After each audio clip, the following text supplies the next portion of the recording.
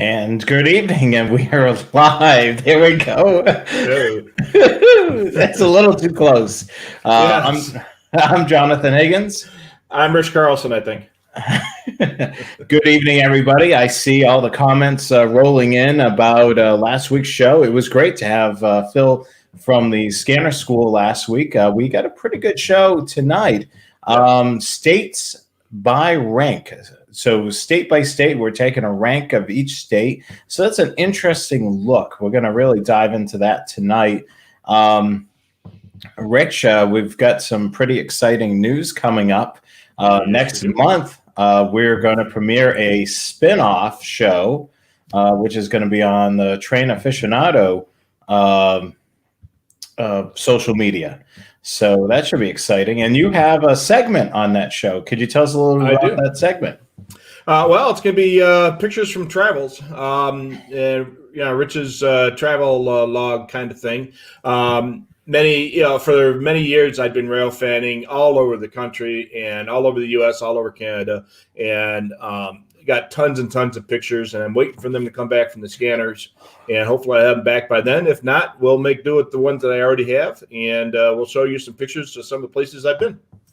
Yeah, so we're going to basically take a travel back in time because you've been photographing trains in this collection. Would you say from the 80s? Is that right? Late 70s and early 80s and into the 90s for the majority of them. And since then, it's kind of tapered down a little bit, but I still get out there every once in a while. Yeah, so we definitely want you to join us. If you're a rail fan, make sure you check us out on the 7th. We'll show you an actual slide on that as well. So there's tonight's topic of discussion, state by state ranking of scanner monitoring. And as always, we're brought to you by Scanner Master. And so for all your scanner needs, definitely check out Scanner Master. Yep. Hey, we got some stuff in recently too. So we got the 436s and the home patrols, which we've been out of for a long time. Yeah, and you know what? We can't mention this enough. We have a goal to hit 1,000 subscribers on the Scanner Master YouTube account. So if you haven't hit subscribe, do it right now. Hit the subscribe button and subscribe to our YouTube channel. We would love to have you a part of our family on YouTube. And here's our welcome slide, brand new welcome slide for our new show, premiering Monday, September the 7th, 8 p.m. Eastern Time, 5 p.m. Pacific. It'll be the first Monday of every month. We'll have Train Aficionado live with myself and Rich Carlson. So we hope that you join the both of us. It's going to be a great show. We're going to be talking about rail fanning and talking about all types of topics regarding that. So it should be a really good show. So if you're a rail fan, mark your calendar. Train Aficionado live on YouTube on the Train Aficionado YouTube page. Okay. So here's what we're covering tonight, Rich. Tell us a little bit about the bullet points here. All right. Well, the first part, we're going to talk about various state laws about scanner monitoring and listening and how you can, when you cannot. Then we're going to talk about complications of scanner listening. For state areas, are they using trunking, conventional, UHF 800, what have you? And then some intangibles, information that doesn't really get qualified or quantified elsewhere, but we are going to talk about it anyway. And then a bunch of fun facts for some of the states in the country. Yeah, so this should be definitely a good show, with these topics of discussion here. This was something that was suggested by one of our viewers to be able to do this. So keep those comments coming with show suggestions. We would love to see them. I mean, we've got some really good show suggestions from all of you, just posting. Yeah, absolutely. I mean, we are here to do what you guys want us to do. Otherwise, you wouldn't be there watching us do what we do. That's for sure. So let's dive into this now. So, oh God, these laws. So some of us may be in some of these states, and some of us may not be aware of these laws and been breaking them for years. Yeah, and some areas enforce them more strictly than others. And the other thing too is, yeah, we have a good review of the laws here, but check locally, make sure there are no other laws. And again, we are not attorneys, so these are just the information that we have on these areas. Yeah, we're certainly not attorneys. I mean, that would be interesting if we had a law practice too, Rich, among all the other things that we normally do. Scanner guys and legal aid. Legal aid, that'll be another show, a spinoff. Yeah, there you go. So Florida, I knew about this one. Florida requires a permit or a ham license for use mobilely. So that means if Right. you have a scanner in your vehicle, you need to have either a permit or a ham license. So that's pretty simple. So it's not outlawed in the state. It's just because it's in your vehicle. Right, exactly. Now, you can get permits. They can be issued by the police department, sheriff's department, and stuff. What isn't really quite defined is when you get a permit from, say, the sheriff, is that permit good in other counties? Or if you get a permit from the police department, from the police chief, does that work outside that city? So that's not really defined, but it just says you have to have a permit from a qualified authority or a ham radio license. So a ham radio license will pretty much get you out of most scanner laws. Not everyone, but most scanner laws. And that's interesting to see, that, I mean, it looks like we're seeing a pattern here for Indiana, requires a permit or a ham radio license to use it mobilely or handheld use.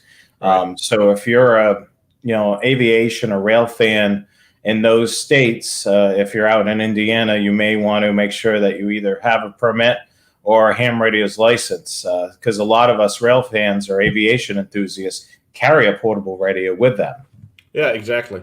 So, and then the other thing too is the state laws might differ on if it's capable of police radio or if it's actually monitoring police radio. So, for the most part, it's a radio capable of monitoring police calls, and it doesn't necessarily say all police calls, just any police calls. So pretty much any analog scanner is capable of listening to some police call here or there. So it's not going to get that, if you've got a scanner in there, even if it's an analog one and they're all digital, chances are it's still going to be covered with a permit check.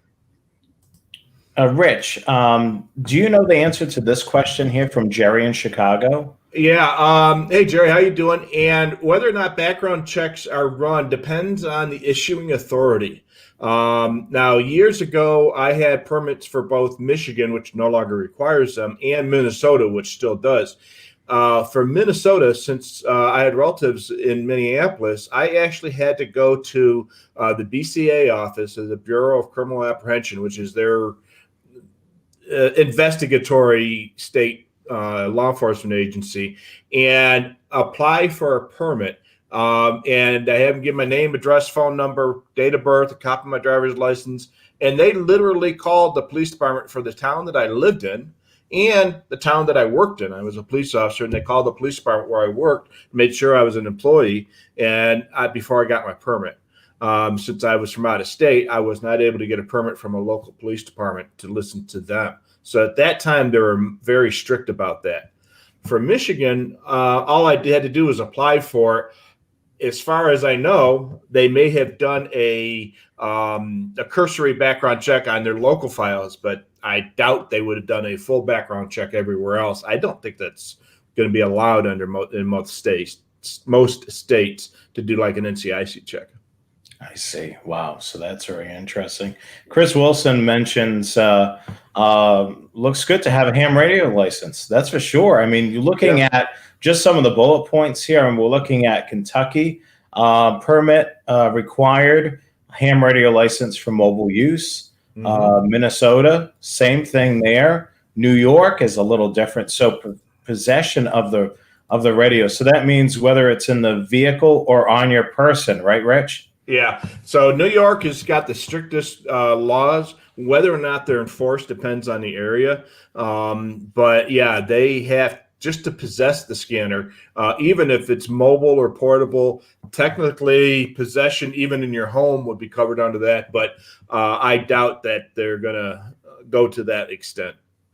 Yeah, and then many states, I know it's illegal to use a scanner when you're taking part in a crime, which, Yeah. I really think, you're using that as a tool to, to try to get away with your crime. I mean, of course, that should be illegal. Yeah, it's and many states, and there are too many states and cities and counties that have that type of law to keep track of them here. But that's just kind of common sense. Anytime where you're using a scanner in the commission of a crime, even if they don't have that specific law about a scanner, they could probably find something to tie that into. If you're doing a burglary, that could be possession of burglary tools. A lot of areas have that. And so it doesn't necessarily, and in that case, almost anything, even something that's kind of innocuous like a screwdriver or a crowbar, it all depends on the intent and how you're using it to make it possession of burglary tools or whatever your state has. Yeah, and then some cities and counties have similar restrictions. So that's even interesting to think at that local of a level. There could be some laws or restrictions on scanners. Oh, yeah.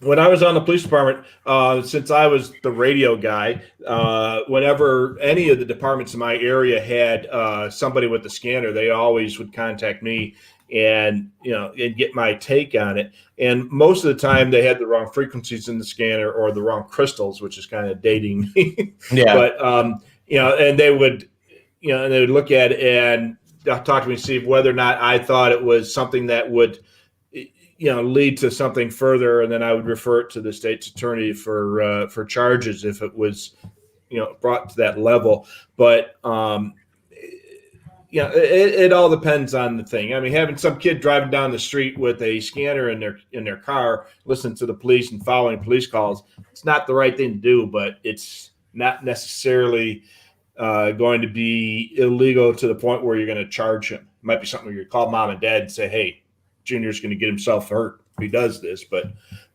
he's not going to get arrested and charged with it.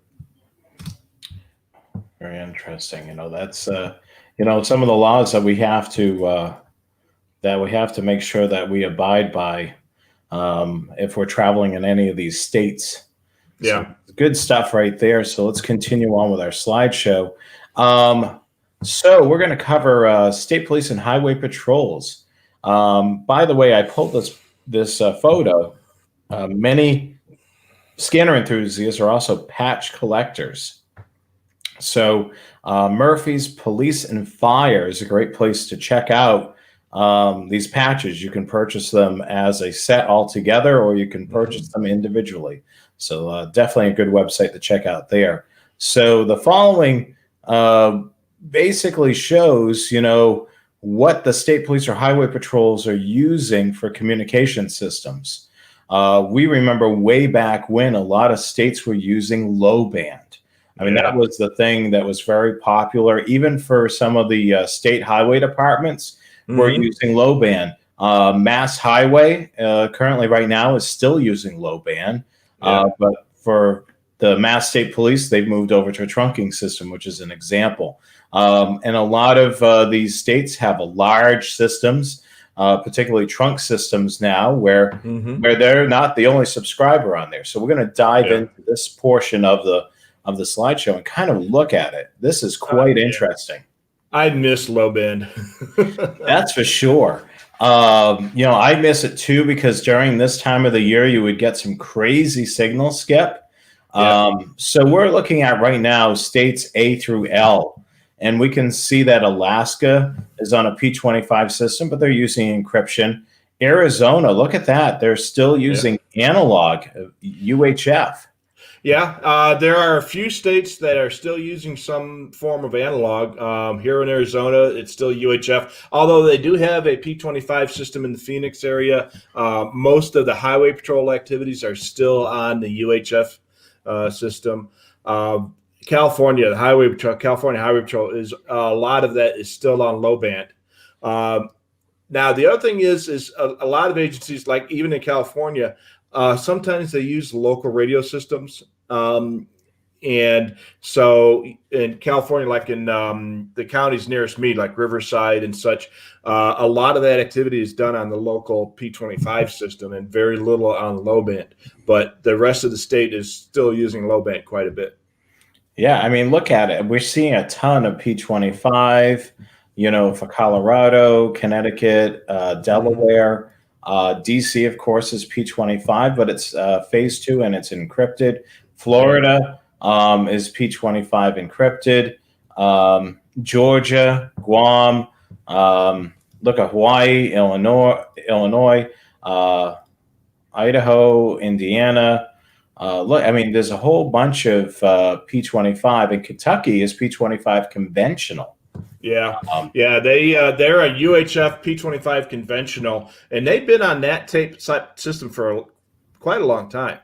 And I have in-laws that live in Eastern Kentucky, and I used to listen to them all the time. And they were it was interesting. It actually sounded pretty good. Yeah, VHF digital sounds really good. I know the next, are we missing New Hampshire? No, that starts with an N, so it'll be on the next slide. Yeah, I don't know what I was thinking. Yeah, New Hampshire. Here we go. New Hampshire is one of those that I monitored. It's a P25 VHF. Sounds phenomenal. And they've had their system for years. The state of Maine, they recently, a few years back, they switched over to a P25 trunking system. Mass State Police is a mix of P25 and the old analog system. Right. If you're in Western Mass, they're using P25. If you're in Eastern Mass, they're still in the analog, but they're converting over pretty rapidly now. And look at all the states now, P25 all the way down. And then we've got Nevada, which has been on that system for years. Yeah, and they had another system that was going to go online, but they had big problems with it, so they reverted back to their old EDAC system.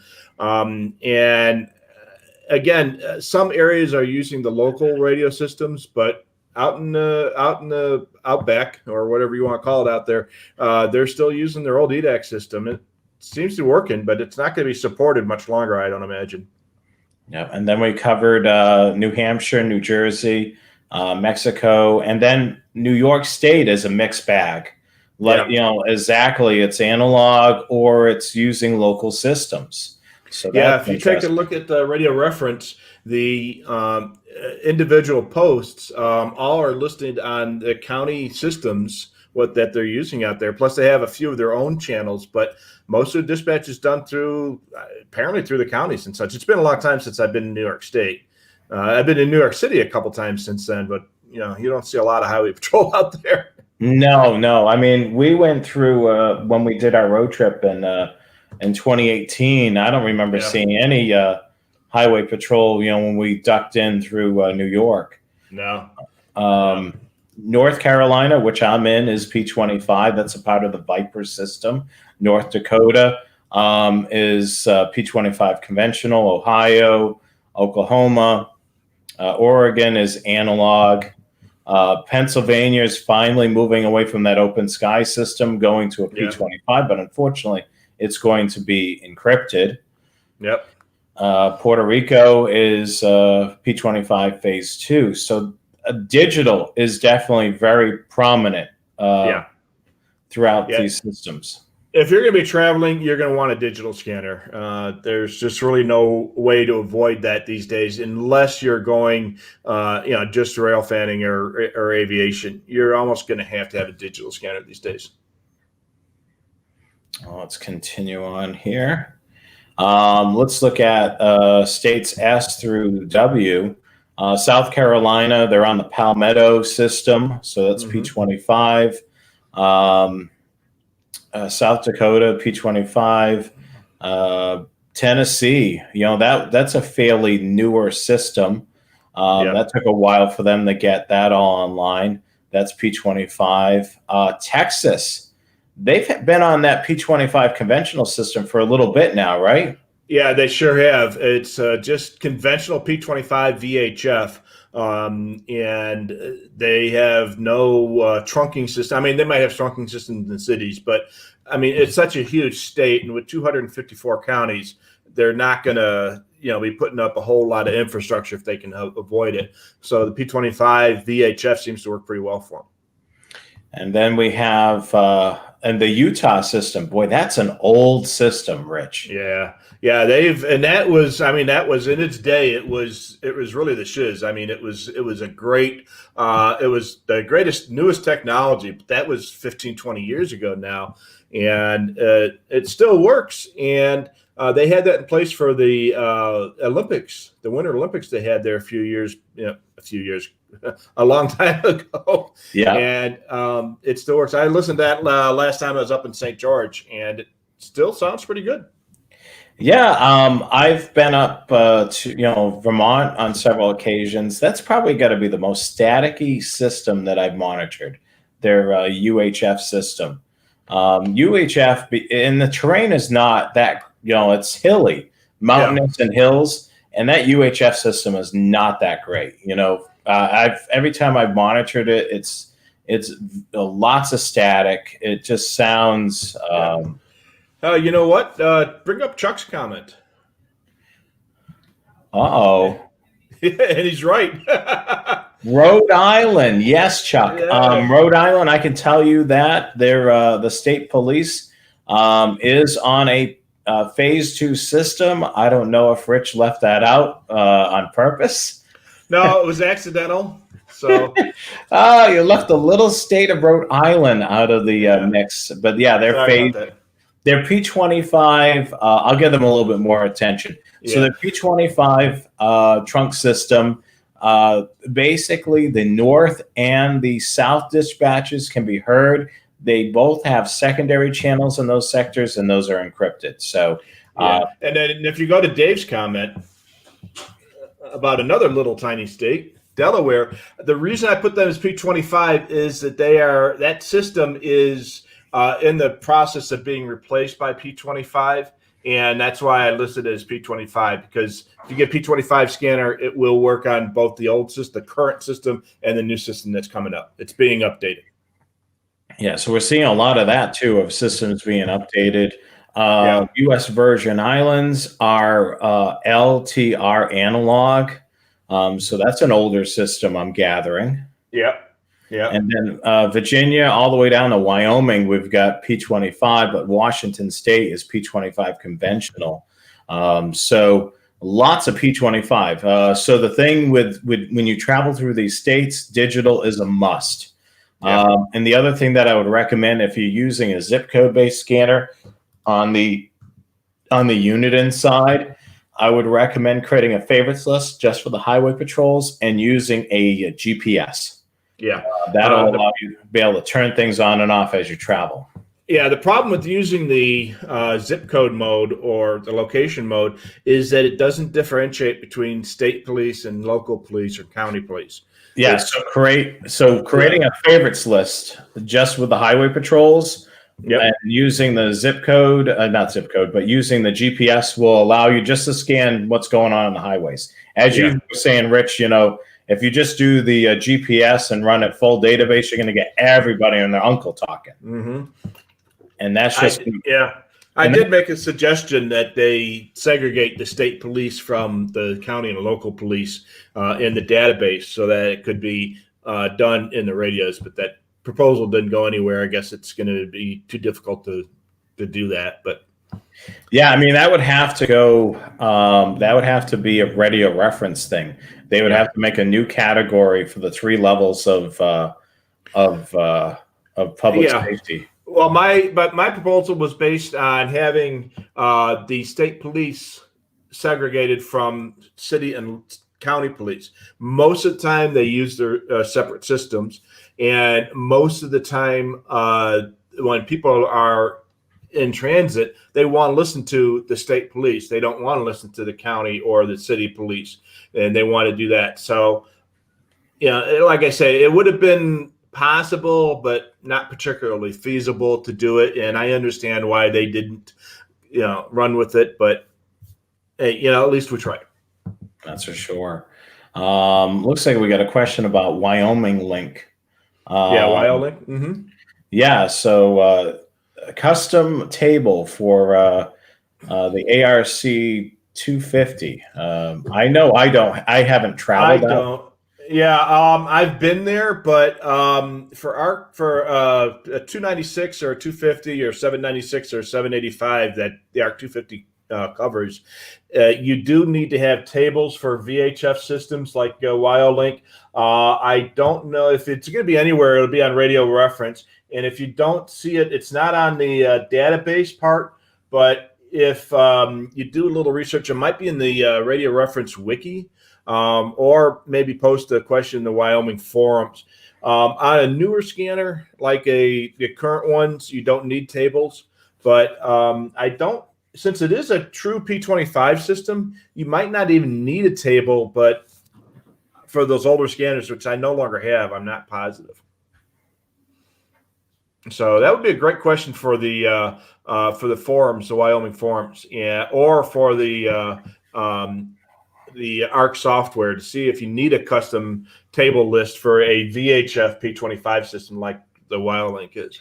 And then the other thing, posting it on the forums, just posting it there on your state page for Wyoming, you may find a fellow user that's there that already has the tables built, and they may be able to send it to you, or at least give you the instructions on how to set it up. So, I mean, that's a great thing. With radio reference, with the forums, you have each individual state has its own forum page, so it's perfect. Yeah, look at Dale's comment. Dale, our buddy from Montana, says you don't need a table for the 796D. So, yeah, you know what? It is a true P25 system, so it won't work on a 250 or a 785. But if you've got a 796 or a 296, it will work because it's all VHF except for a couple of the cities where it's on 800. So you probably don't need to have a table if you've got a 796 or a 296. But if you've got a 250 or a 785, it won't work because it's a 9600 baud system. Yeah, very good. Yeah, I mean that's definitely a way to look at it. I'll just post Dave's question here. He's in Buffalo and he is inheriting a 996P2. Not a bad radio to inherit, that's for sure. Oh, absolutely. How do I purchase the DMR or the Next Edge upgrades? You can do it from Scanner Master, or the other thing you can do is do it directly through Uniden. What you would do is you would register the scanner as soon as you get it. Hopefully, whoever you're inheriting it from hasn't registered it already. I don't think the system's smart enough to be able to see if it's been transferred from one owner to another. No, you'll be all right if it's been already registered there. In fact, I've got a radio that I bought used that had already been registered and came with the Pro Voice, and it had already been registered. And then I was able to register it at my.uniden as well, so that won't be a problem. Yeah, like you say, register at my.uniden, and once you get it registered, and it's kind of weird how the registration works. When you register the radio, you use the physical serial number on the back of the radio. On the label of the radio. When you go to buy the DMR and NXDN updates, you do the electronic serial number, which you get from the menu of the radio. And a lot of people get confused like that. I got confused with that. And I've been doing this just a little while.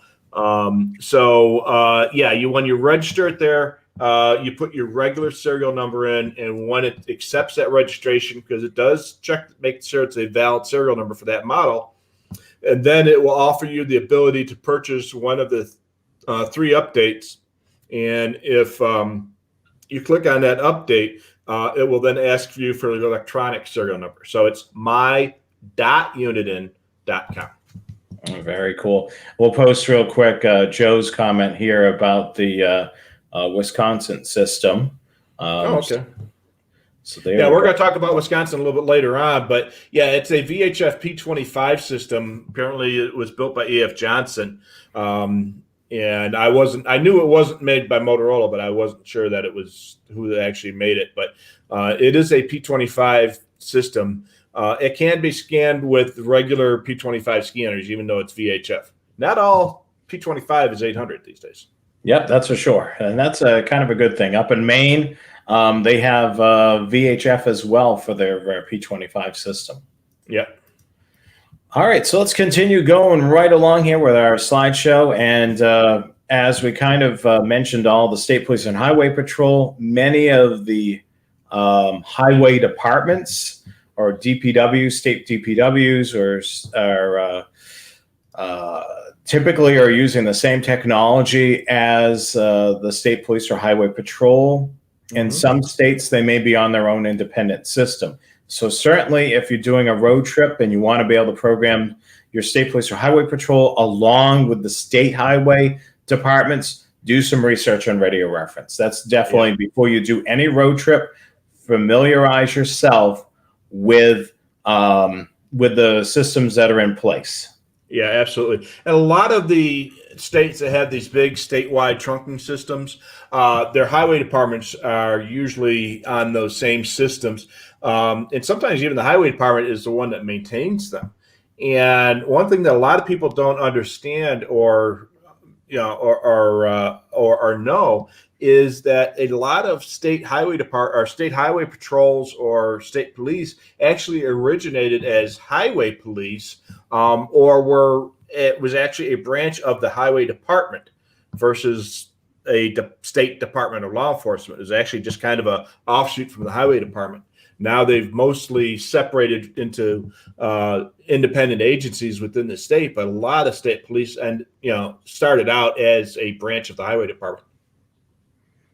Which is, I mean, that's great history, to keep in mind. But yeah, I would totally, on these road trips, I program in the state police or highway patrol just so I can know what's going on.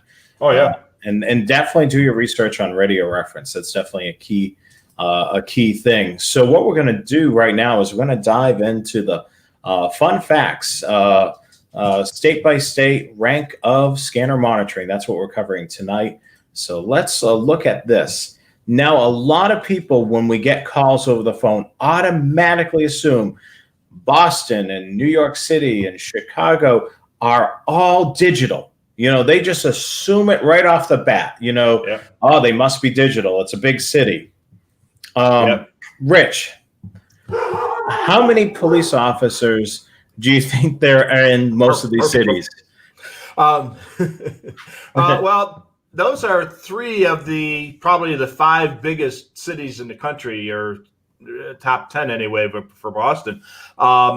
So the police agencies in all three of these cities, these are probably the three biggest cities that still use analog for most of their police traffic. Some of that stuff is changing. I don't know about Boston, but I know both New York and Chicago are working towards going to P25. It's going to be a long, slow process. But yeah, it's probably coming. I think Boston has already got some activity on the state digital system, or mostly simulcasting, I would imagine. Yes, and then the radios, from what I understand, when they're being replaced, they're slowly being replaced with digital radios. Digital two-way radios have capability of both digital and analog. There is a few conventional channels that are part of Boston PD that are running digital. Now, you think of the amount of radios that are out there and why it takes so long for the big cities to be able to convert is every typically police officer is issued a portable radio. So you think of every officer that's employed by the department has their own portable radio. You think of how many radios that is, and to upgrade those radios, they can go from anywhere from $3,000 to $6,000 a piece, depending on what type of system they're looking to go digital wise. That's a huge investment. That's not something that you can do overnight. Yeah, and that's just the portable radios. Now you've got to have all the infrastructure in place to support those. So you get a city like Chicago, they have about 15 zones and another like 10 citywide is what they call it. So basically you got about 25 channels, and each channel has got to have one or more repeaters located on a tower, and there are probably hundreds, if not thousands, of satellite receiver sites. And then all of the wiring and connectivity between all of those sites and the repeaters plus the redundancy. So you're talking millions and millions of dollars. I mean, I spent $5 million to replace the infrastructure for 5 small suburbs with 10 receiver sites and 4 repeaters. So imagine when you multiply a system like that to cover 250,000 people, and multiply that by dozens for a big city. It's crazy. I mean, look at like New York City. It's a long and narrow landscape. You look at New York, and you look at it. It's not in mountainous terrain, but there's buildings. There's huge buildings, and you've got a whole bunch of blind spots, and you have to, like you said, receive sites, repeaters. There's all types of things that are factored in. It's not just bang. We replace the radios. You got that infrastructure. You even got the consoles. The dispatch consoles as well. Yeah. And then you got to train everybody how to use it. And you have to there's a ton of ongoing expense on a system that size. You're going to have in-house technicians and people to do the maintenance and the setup, the testing. The installation on a project like that is going to take years. Chicago, they're putting in a P25 system. It's been under construction now for about 3 years. And It was planned for probably another 3 or 4 years before that. And then, it's probably going to take another couple of years before it's all built out. It's already operating little bits and pieces here and there, but it's going to be a couple more years before it's all built out and tested before they can start moving emergency services to it. Now, with Chicago, their fire department is using P25 conventional. Mm-hmm. On UHF. That's going to have to change because you're using T-band. But, and then like Barry said, you're going to have in-building repeaters. So take a look at a city, just the picture you got right now. You got some huge buildings with thousands and thousands of people in each of those buildings. And even if you put one in-house repeater in each of those buildings, you got 300 buildings in that picture? Yeah, easily. Yeah, at several thousands of dollars a piece if you're going to be doing something like that. So, it's now obviously you would only do that in the largest buildings, but in Chicago, New York, or Boston, you probably have hundreds of buildings that may require in-house repeaters or in-building repeaters. Yeah, the thing with P25 is building saturation, just to be able to saturate that signal through. We got to go back to our discussion a couple of weeks ago. P25 is binary code, zeros and ones. So something happens to that binary code that, that signal doesn't get out to the repeater, or it doesn't hit that portable radio that the fireman or the officer has. These definitely reception in these larger buildings is key. Even some of the rigs, like the trucks, have mobile repeaters. This is an infrastructure that's not cheap by any means. Yeah, absolutely. And then Joe comes up with a great reminder too. Don't forget the subways. That's a big thing. It took a while for the MBTA in Boston. They were on a UHF conventional analog system for years and years and years. They did have some blind spots in there, but they did a really decent job covering all the tunnel system. And then they moved to a Pro Voice system, which from monitoring it sounds phenomenal, although it's an older system, but it's got pretty good coverage. But subways are another huge thing. And then there's repeaters down there for the public safety as well. You're going to have the fire department respond to a medical down on a platform, or you're going to have the police department go in there for additional assistance. Looking back at Boston, when they built the 93 tunnel, part of the Central Artery project way back when, they put repeaters in all over the place. There's repeaters inside the road for the AM FM radio stations. So when you would go into the tunnel, you wouldn't lose, the radio station that you were listening to. I had a Sirius XM radio in my car. And before I canceled my subscription, because I never use it anymore, driving around downtown Phoenix, my XM reception, the only place I was able to reliably get it was going through the big tunnel in downtown Phoenix because they had a repeater in the tunnel. And as soon as I got out of the tunnel, I lost it again. So, Yeah, they do it for all kinds of stuff. Yeah, with the I don't believe the last time I went through the tunnel on 93 through Boston, I don't think the satellite had a repeater in there, but there was such a coming out of the tunnel when you go over the Zakim Bridge, if you're familiar with Boston, heading northbound on 93, it's such at a slope and you're coming up the hill to the bridge, you will get Sirius XM's signal because it's right at that angle where the satellites are orbiting, and you'll start to get it, as you start to see the opening, it'll pop right on. But if you're heading southbound, same thing. You'll go in pretty deep into the tunnel just because of the angle of that slope. So that's a really cool thing. But yeah, the AM FM stations you can hear, there's repeaters for the fire department, the police department, inside that tunnel, and all those things had to be considered just for the construction of that tunnel alone. Yeah. And take a look at Will's comment.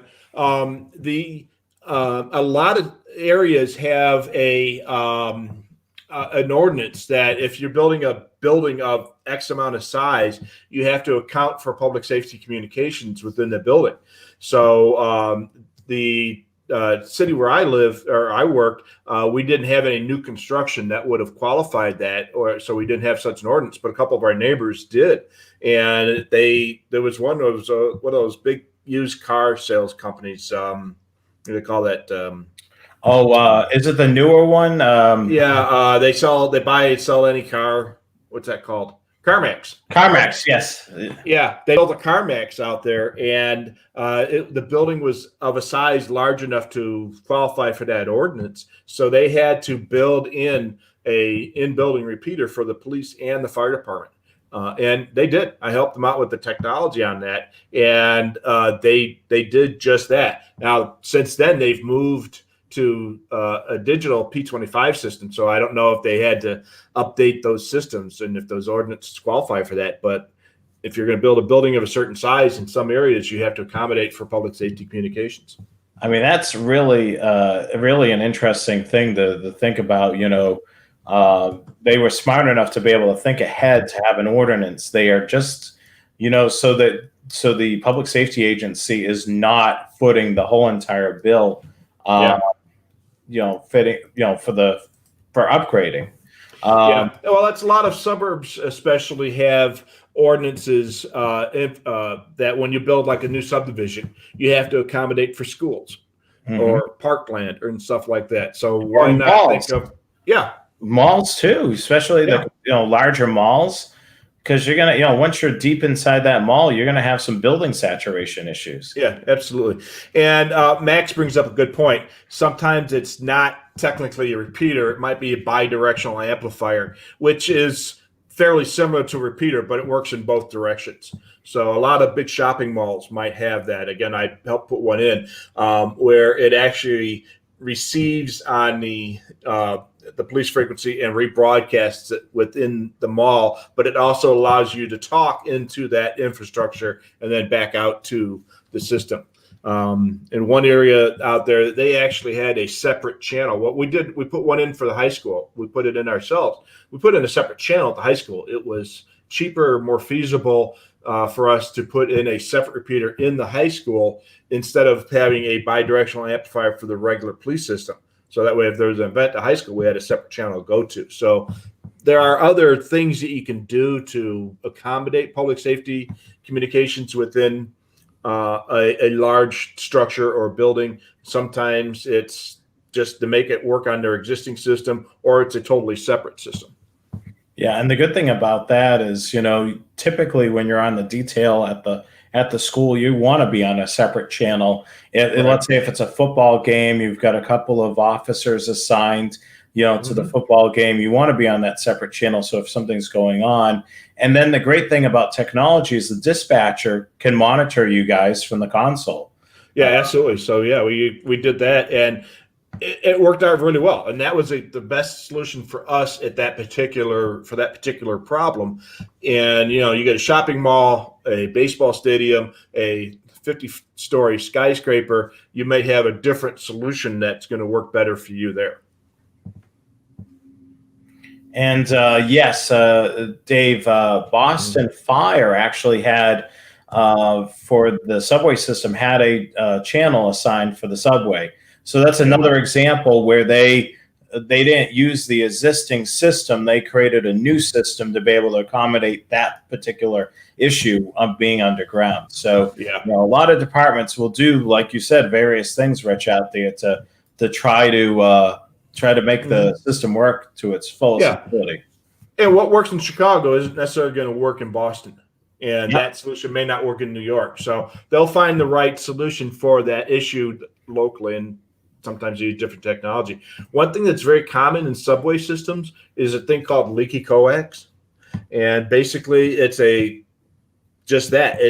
coax with pretty much holes or slots drilled into the outside casing that allows signal to escape the center conductor of the coax. That's cool. And so they provide a signal through a large linear location. And instead of having to point an antenna at either end, they can do this. And a great thing for subways to have curves in them.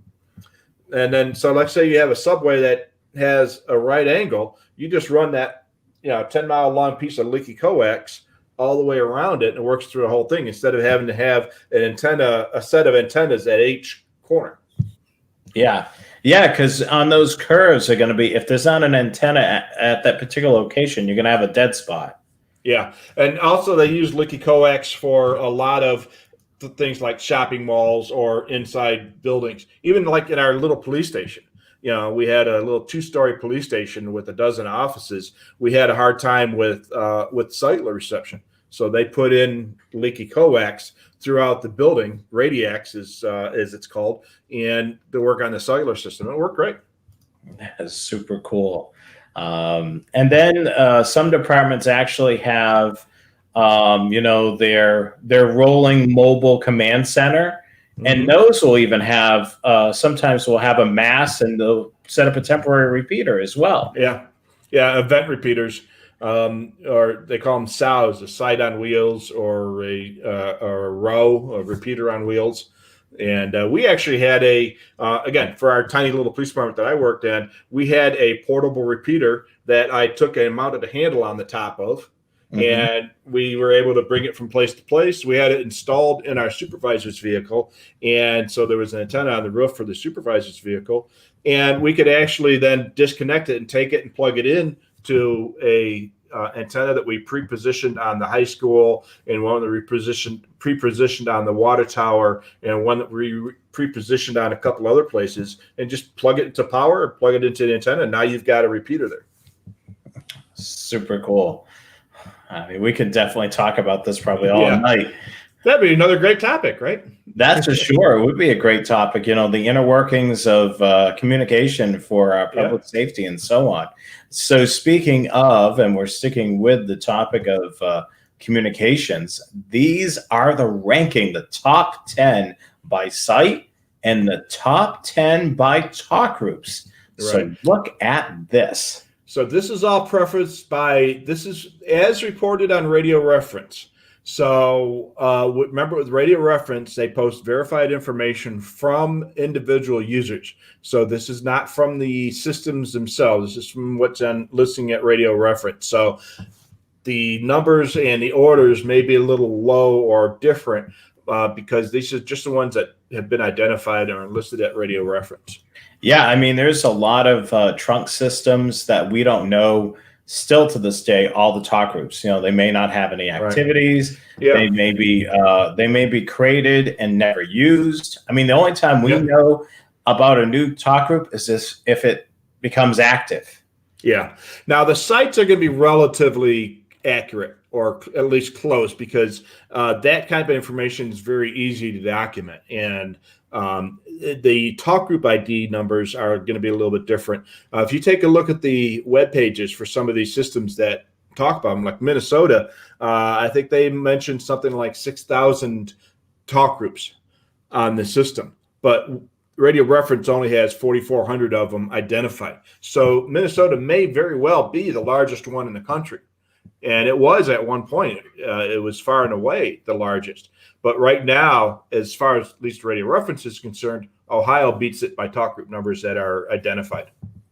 I mean, look at it. I mean, look at the crisscross here. You're seeing a lot of, in the site list, a lot of the same systems on the talk group list. I mean, the Pennsylvania system, that's a huge system by sites, but it doesn't appear on the other column by talk group. So that's because it's a open sky system. Since you can't listen to it with the scanner, they know where the sites are. They're licensed, and you can hear the data channel. But since you can't identify the talk groups, that's why we don't have any talk group information on it.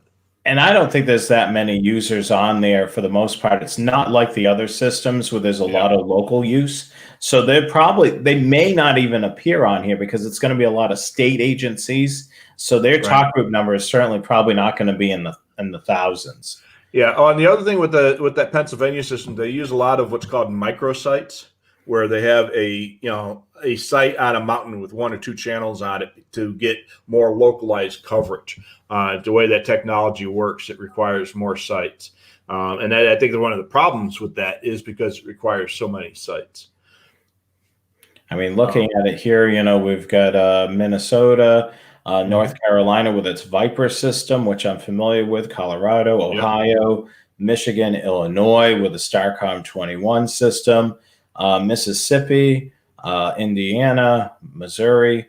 I mean, those are big states, and they have these regional trunk systems, which not only house the state level, a lot of the local and county municipalities are on there as well.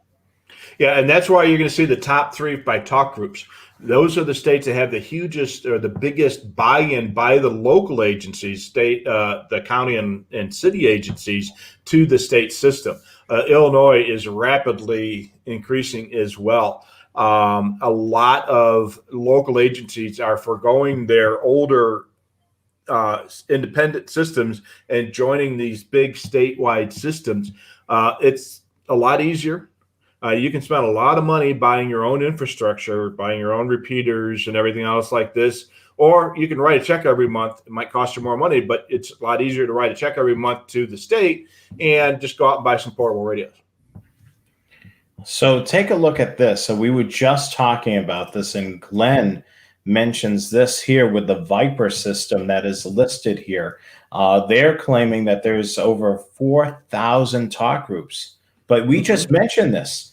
There's only, the amount of talk groups found on Radio Reference, which is the 2,687 that we have listed here. So isn't that amazing that there is literally 4,000 talk groups? So we've, Radio Reference and its users have only found a little bit over half.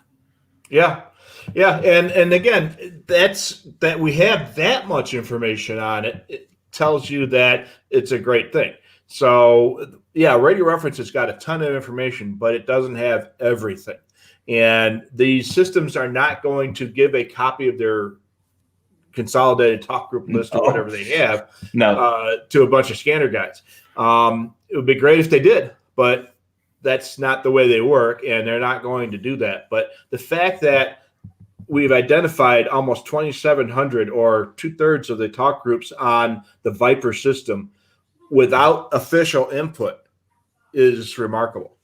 Then the other thing, too, is if you live in any of these states, this is the time to be able to run your scanner wide open so it can find talk groups. So this is a lot of you guys out there used to do searches, put in a low frequency and a high frequency and just let the scanner roll.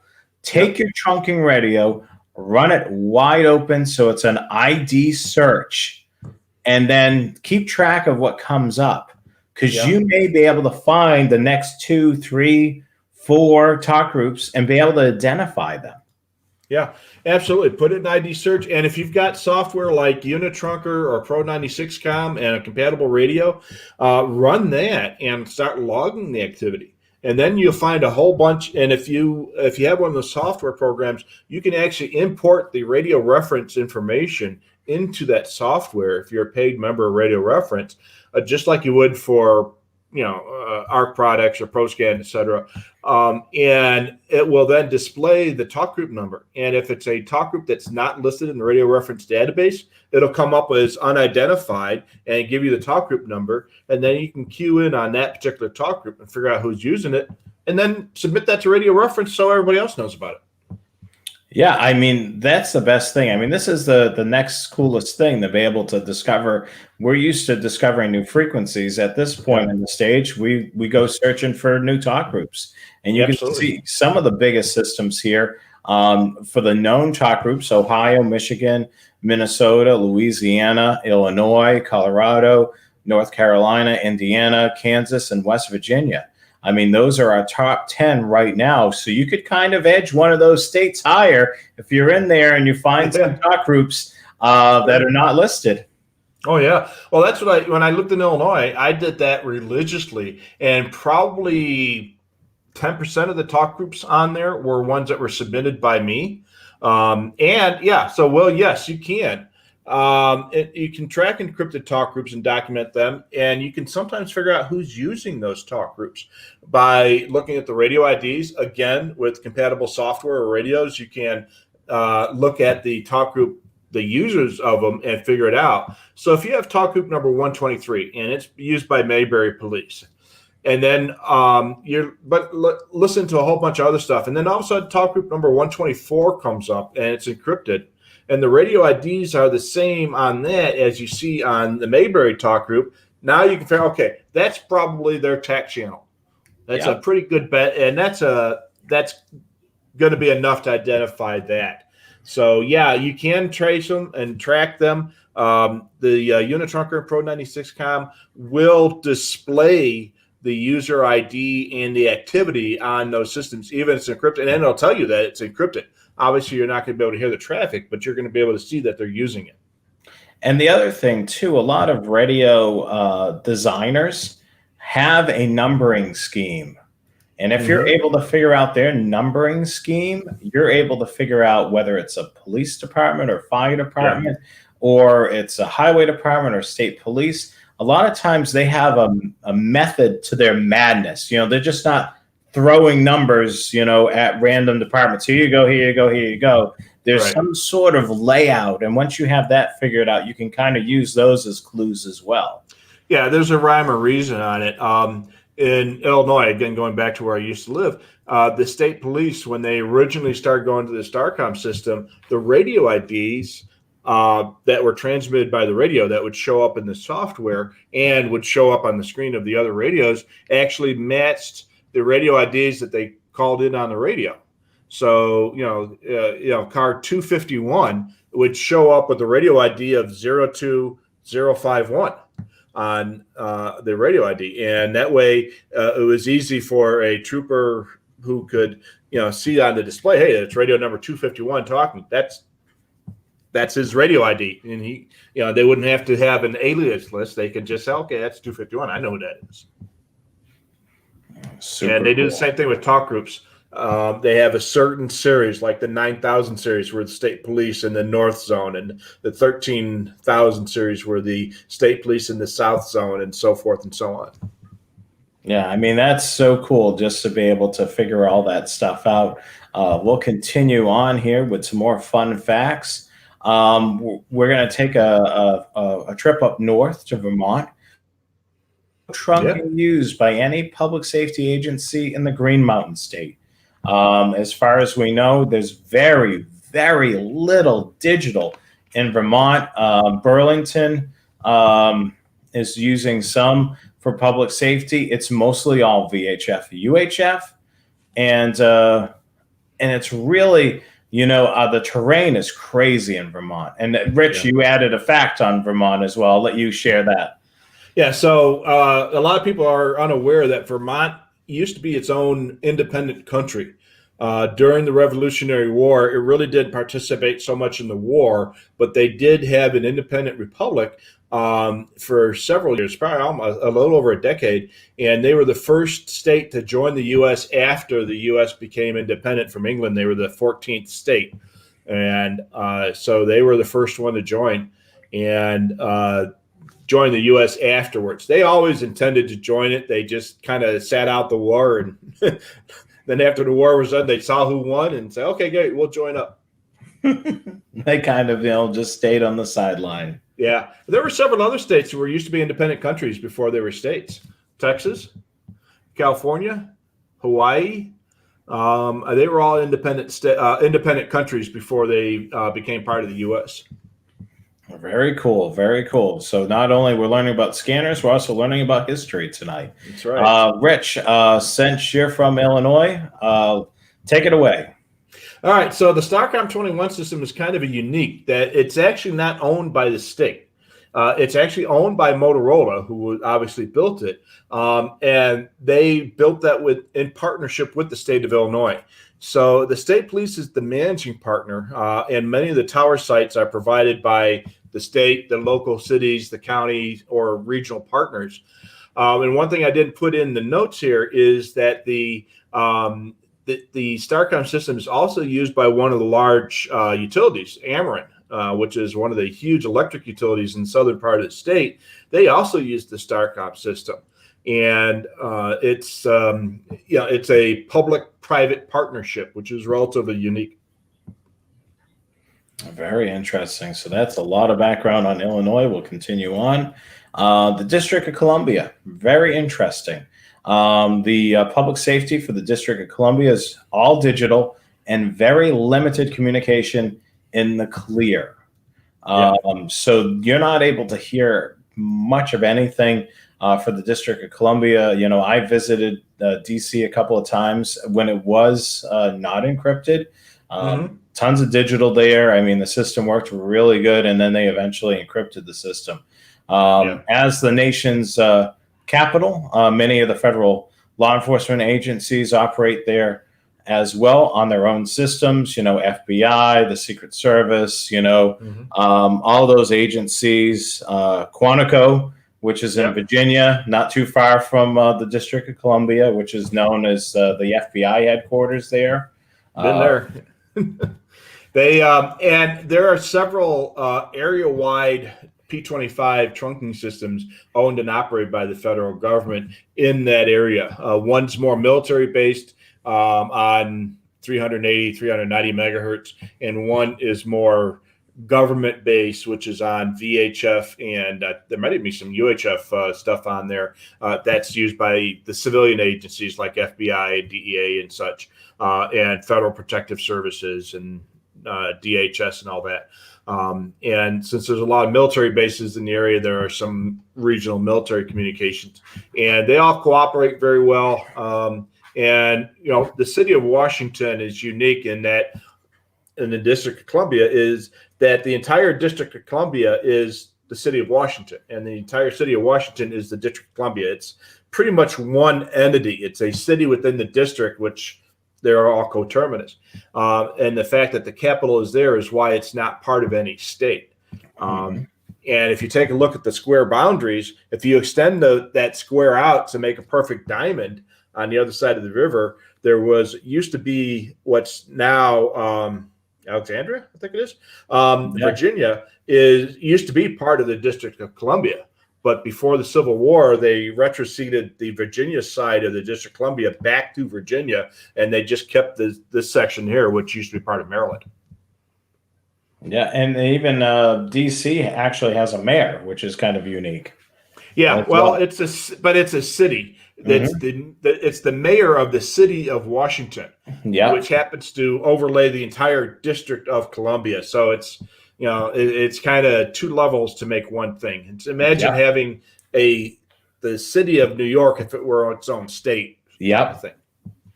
Yeah, it'd be quite interesting there. So that's some fun facts for you for the District of Columbia. Wisconsin is America's Dairyland, is the home of the largest VHF only statewide P25 system in the United States. I mean, this is a big state, and VHF trunk systems work really well. The state of Maine has got a VHF trunk system, works phenomenally well. I haven't been out to Wisconsin, but I'm sure this system works really well as well. Yeah, somebody mentioned earlier that they were having some technical issues with that. That's the one that was built by E.F. Johnson. And a lot of the frequencies used by that system are 139 megahertz, which are federal allocations. So I actually know the guy who was the frequency coordinator for the state of Wisconsin, and he did a lot of work to put this system in place before he retired. And it was a coup to get those frequencies from allocated and allowed to use for the state, to get them allocated from the federal government, and that made that system viable. So, kudos to him for the amount of work that he put in to make that work.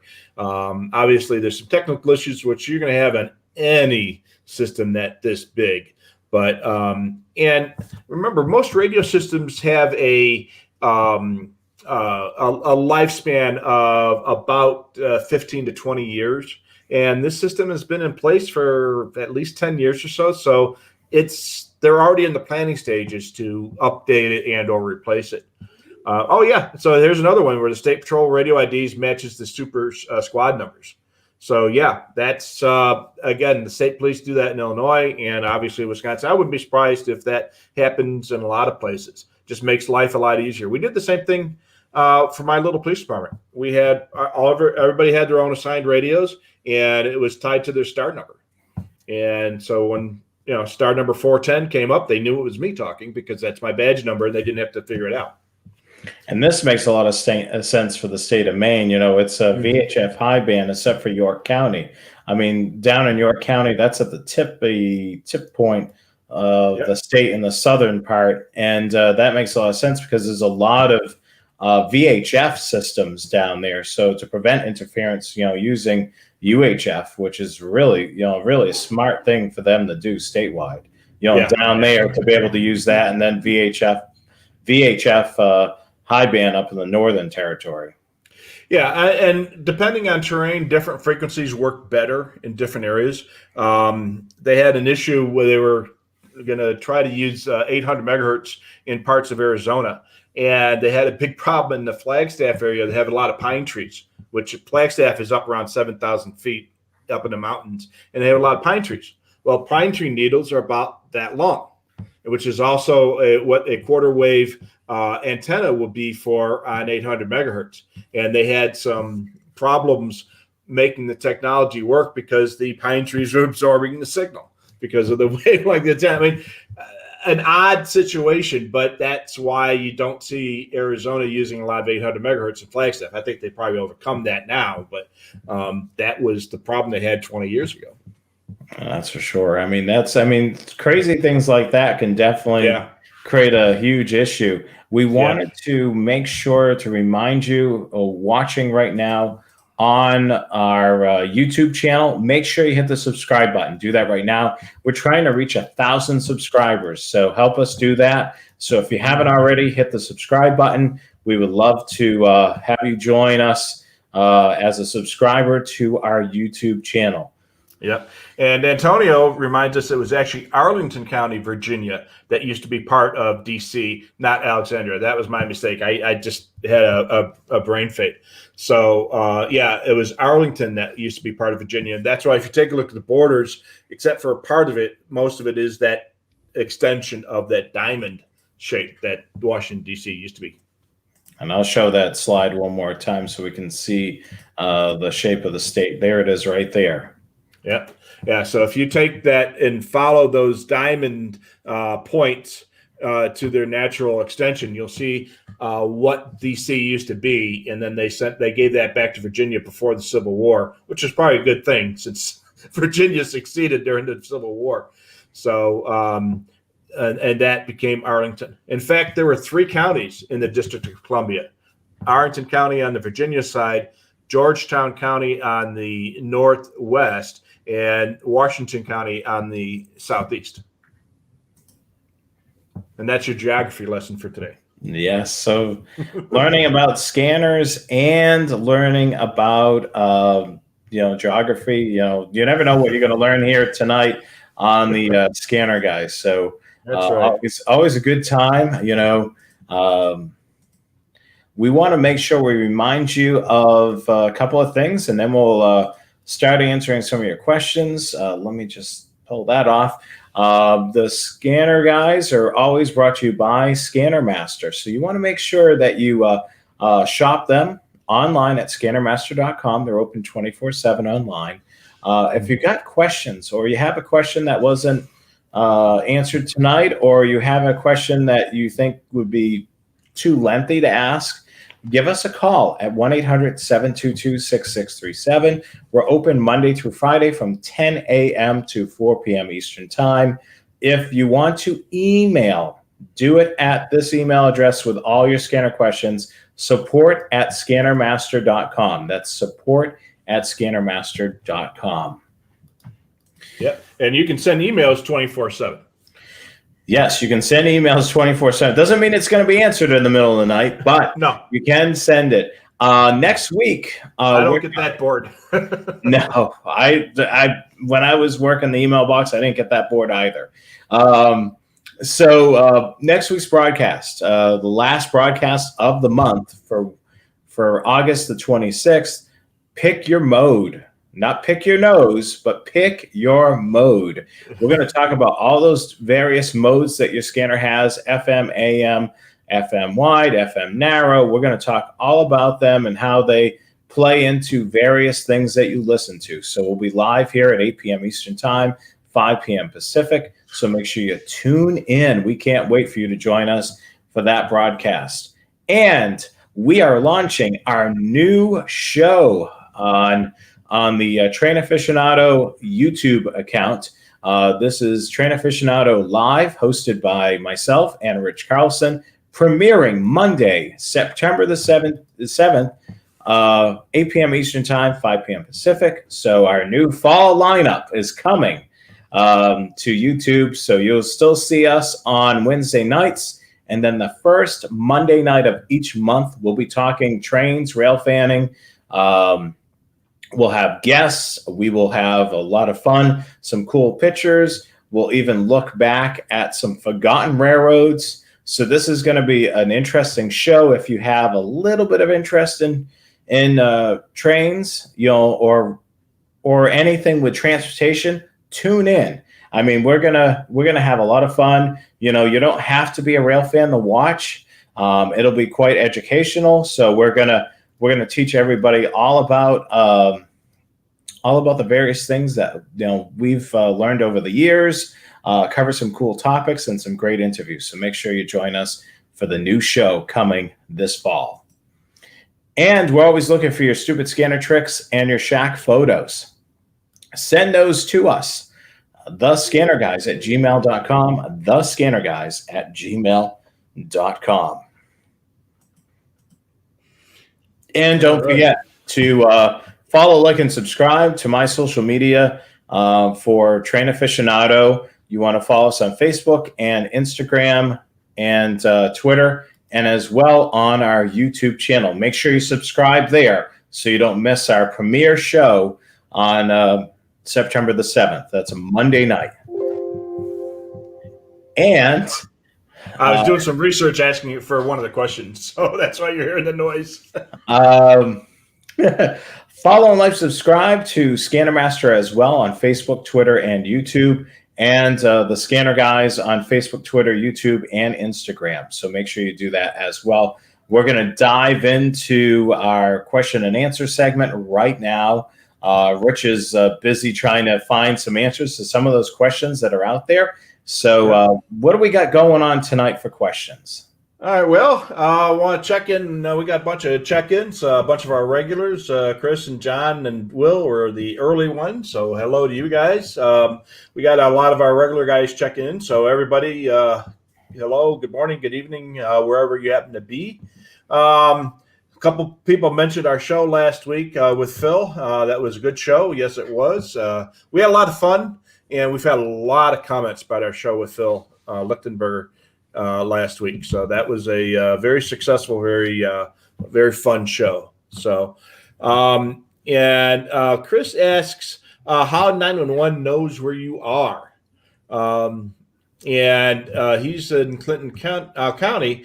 So how does it know to send the 911 call to Clinton County versus Ingham County where his address is?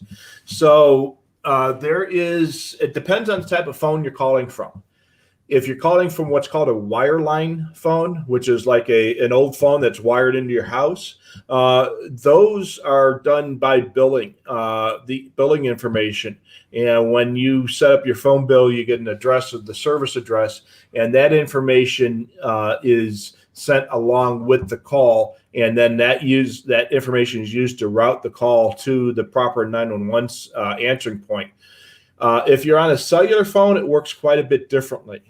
Cellular phones usually will send GPS data, and at some point in the call, that GPS data is used, and usually the GPS data will be obtained early enough in the call where it can help route the call to what is probably the appropriate 911 center.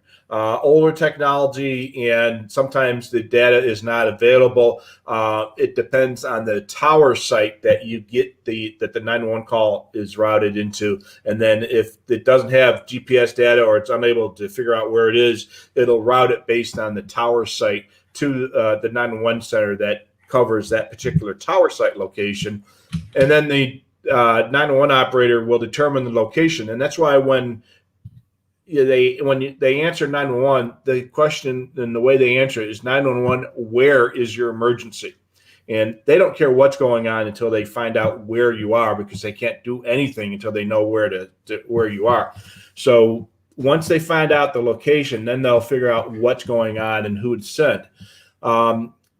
Not with cellular calls, especially, it's not always the right location. So depending on the procedures and the type of call, they may either transfer your call to the appropriate 911 center or get the information and send that information to the proper 911 center by radio, by phone, by whatever means they have in place. When I was working 911 center, depending on the location and the type of call, whether or not I think the call would survive a transfer. A lot of times I would just handle the call and then get a hold of the agency. If they were on my same radio channel, I could just put it out directly. If they weren't, I had ways of contacting other agencies, and I would, handle the call. Otherwise, I would transfer the call if I was, convinced that the transfer would, that the call would survive the transfer. Let's see here. Check-ins from the East Coast, Rhode Island. What is an Olinville wiener? I suppose that's some sort of hot dog. Yeah, I believe that's definitely a hot dog. Okay. They call them wieners over in Rhode Island. Yeah. Well, we have, being from Chicago, we almost invented good food, including hot dogs. And, and one thing I've never understood, I lived in the Chicago area most of my adult life, and they have this rule where you cannot put ketchup on a hot dog in Chicago. And I don't know why. I love ketchup on my hot dogs, but apparently that's like them, they're fighting words in the Chicago area. Let's see here. Great show from last week. Love to see. We like the apparently they like the threesomes, so we should do that more often. Definitely. I mean, we have some things that are in the works to be able to do some more of those. So definitely be seeing more of that. Check in from New Jersey. Got home just in time to watch the Scanner guys, and Art's watching this show called The Scanner Studs. So Scanner Studs. The Scanner Studs. Yeah, we may have to rename our show The Scanner Studs. Yeah. All right, buddy Eustace from Bermuda. Howdy. And Delaware. Yeah, Delaware. All right, so Chris says that you need to have 40 scanners in the back of you. Yeah. So, I don't have 40 scanners. I actually have right in front of me, there is 7. So I don't have 40 40 scanners. I mean, that would be pretty cool to have 40, but I don't. Yeah. Well, you can get a cardboard cutout like he says. Well, Yeah. I would have a good number if I pulled them all out. Yeah. Well, you know what you can do? You can print up pictures of a bunch of scanners and put them on a board behind you. Well, we're in HD, so I really need to have the real deal. Yeah. Yeah. Oh, we'll send you some, and we'll get you a really good high quality picture that you could put on a green screen in the back of you. Yeah. Yeah. Or I could just green screen the back of you on me, and we would have the same background. You take a photo of your background, and then we'll both have the same rack in the back. Yeah. Yeah, and people can say, "Hey, nice rack." Yeah. So, Art would like to see a Mil-Air general aviation monitoring show. We did one a while back, but that's a great topic, which we will add to our topic list to do again in the future. Did we do that when we were on when we switched over to YouTube? I don't think so. I think we were not since we've done this format. So okay, so definitely we'll do that, and then it'll be on the YouTube platform. It'll be easier to find, and then of course it'll be in better quality as well. Yeah, absolutely. We were talking earlier about scanner laws, and Chris mentioned that a ham license would be good to have. Yeah, it would be, if only to help you get be legal to have your scanner in your car in some of those states. So, and then Ed followed up on that, said the Minnesota law is one of the reasons why he got his license in Minnesota, years back. So when I got my permit in Minnesota, I did not have my ham license yet, but even so, if you have a ham license, you're exempt from a lot of the laws, or at least portions of it. So, well, I guess I better get my ham license. Yeah, well, I've been begging you for 5 years to do that. So yeah, so I have to do that, and from what I learned last week, I can do it online, according to some folks out there. Yeah. Yeah, and I know we have at least one VEC on the show tonight, watching the show tonight, so maybe he can help you. All right. So let's see here. No permits required in Missouri, which is a good thing. Mm-hmm. Hey, Josh, I talked to you on the phone a couple times this week, or at least once. Glad you're getting all set. So Frank writes that the ham radios have to be licensed. Is a license required to carry a scanner? And I think that came up while we were talking about that. So unless you're in one of those states that we mentioned, there's no permit or license required for a scanner. Some states, like say we did mention Indiana and New York and Minnesota and such, require some sort of permit. And Will brings up a very good point. Don't get into a debate or an argument with an officer about your scanner. If he's going to cite you, let him cite you, and then go to traffic court and get it taken care of there. If you're in a state that does not require a permit and he gives you a ticket or something, deal with it in court. Don't get into a debate on the street. And most of the time, if you're stopped by the police for any violation, if you're polite and hey, I'm sorry, officer, I didn't know the law, or I don't think that's illegal, don't get in an argument with them. Be polite. And most of the time that'll be the end of it. And even if he writes you a ticket or something, you can worry about that later. It's a lot easier for everybody. Yeah, especially you. I mean, the thing is if you're being pulled over and you do have a scanner in your car, the best bet is probably to turn it off. Mm-hmm. Don't draw attention to it. Exactly. The last thing an officer wants to hear when he walks up to your window is his radio coming out of your car. Yeah. And I funny story. Me and a buddy and I, and let's get my grammar proper here. A buddy and I were on a rail fanning trip and a radio playing trip, and we were out in rural Nebraska. So we go into a Pizza Hut for lunch, and at that time, my vehicle, I had a Ford Bronco, I think it was, and I had half a dozen antennas on there, a bunch of radios in there. And two sheriff's deputies come walking in as we're walking out, and they see us get in the car, and they kind of look and they say, "What's all those radios?" And I just looked the guy square in the face and said, "Oh, I work for the government." And he's like, "Oh, okay." And he just kind of walked away like, okay. Yeah. Yeah. And that was absolutely true. We both actually worked for the government. We just didn't tell them which government we worked for. Yeah. We both worked for police departments. So that was a fun one. So Matt, if you're watching, I remember that story. It was a great time. So let's see here. Oh, Mike, on the ongoing saga of his SDS 100. I feel like we get on the way home. We have the weekly update, which is hopefully, he gets his SDS 100 and he's able to enjoy it for years and years. Yeah. So they say that he had an antenna connector problem, which actually I've heard of at least once or twice with the SDS 100. And any scanner could theoretically have a problem with the antenna connection. If you wiggle the antenna connection and it's loose, it's just a little soldered point on the inside of the radio, and sometimes that could break loose. And it says here that they also did something called Q1 and Q2. Well, those are transistors. They could also be diodes or semiconductors. Basically, they could be a diode, a transistor, or some other semiconductor device. I'm not sure exactly what Q1 and Q2 is on that particular radio, but they are some sort of a semiconductor device that they replaced. So let's see here. When Dave moved from Arizona to Indiana, he got his ham license so he could carry his scanner. Good bet there. A good deal with that. Dale, our buddy from Montana, says his patch is on top of that picture. Can you bring that picture back up for the patches? Yeah, sure. I can do that right now. Just give me a second. Let's see here. We'll bring this up. Preview that. And here we go. There it is.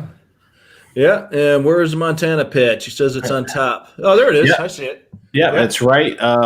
You can see State Police NJ, and then if you look to the right to that, you'll see it right there. There it is. Yeah, the blue with the blue 6-pointed star, or actually 7-pointed star. And go ahead.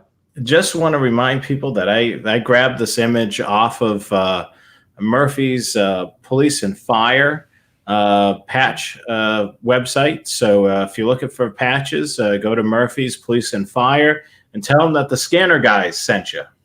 There you go. I used to collect patches to some extent. I actually did get a state police or highway patrol patch from every state that I could, and we had them displayed on in the police station, and they may still be there now. We had them in a frame on there. We had another guy that did patch collections as well. So I got to find it, and I meant to put it up in this new in my new office here. I have the patch for Plymouth County Sheriff Department, and I got to find where that's at. But I was going to put that up, and that's the only one that I have. So there's a pizza restaurant that I go to here in suburban Phoenix, and he has a bunch of patches from a lot of police agencies around. The guy's a real big supporter of police, and the guy is actually from suburban Chicago as well. So he's got a lot of Chicago area patches on the wall. So he now has a patch from my agency on the wall there too. So well, that's cool.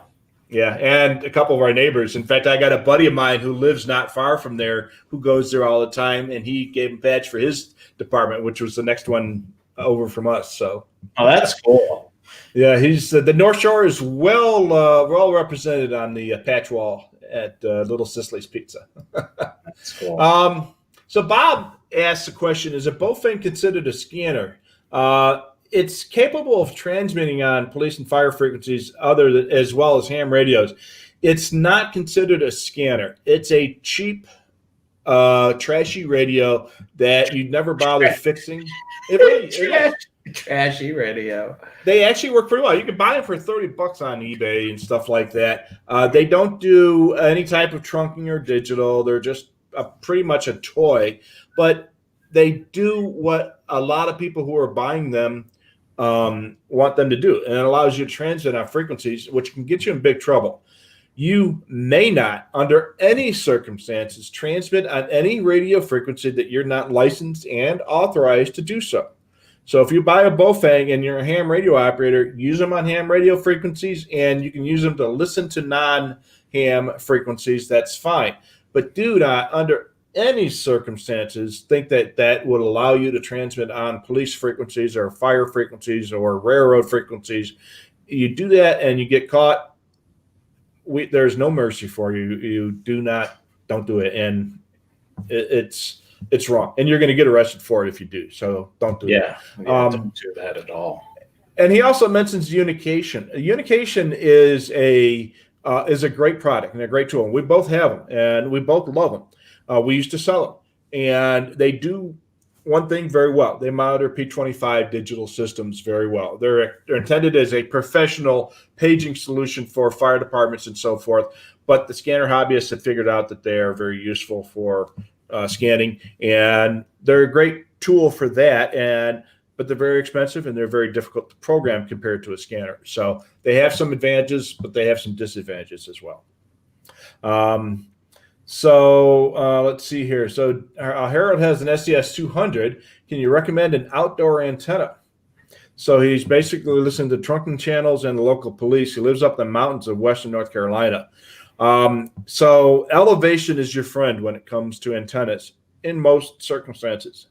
Digital simulcast is kind of the reverse to that, but for the most part, the higher you can get the antenna and the better antenna you can get higher, you're going to get better results.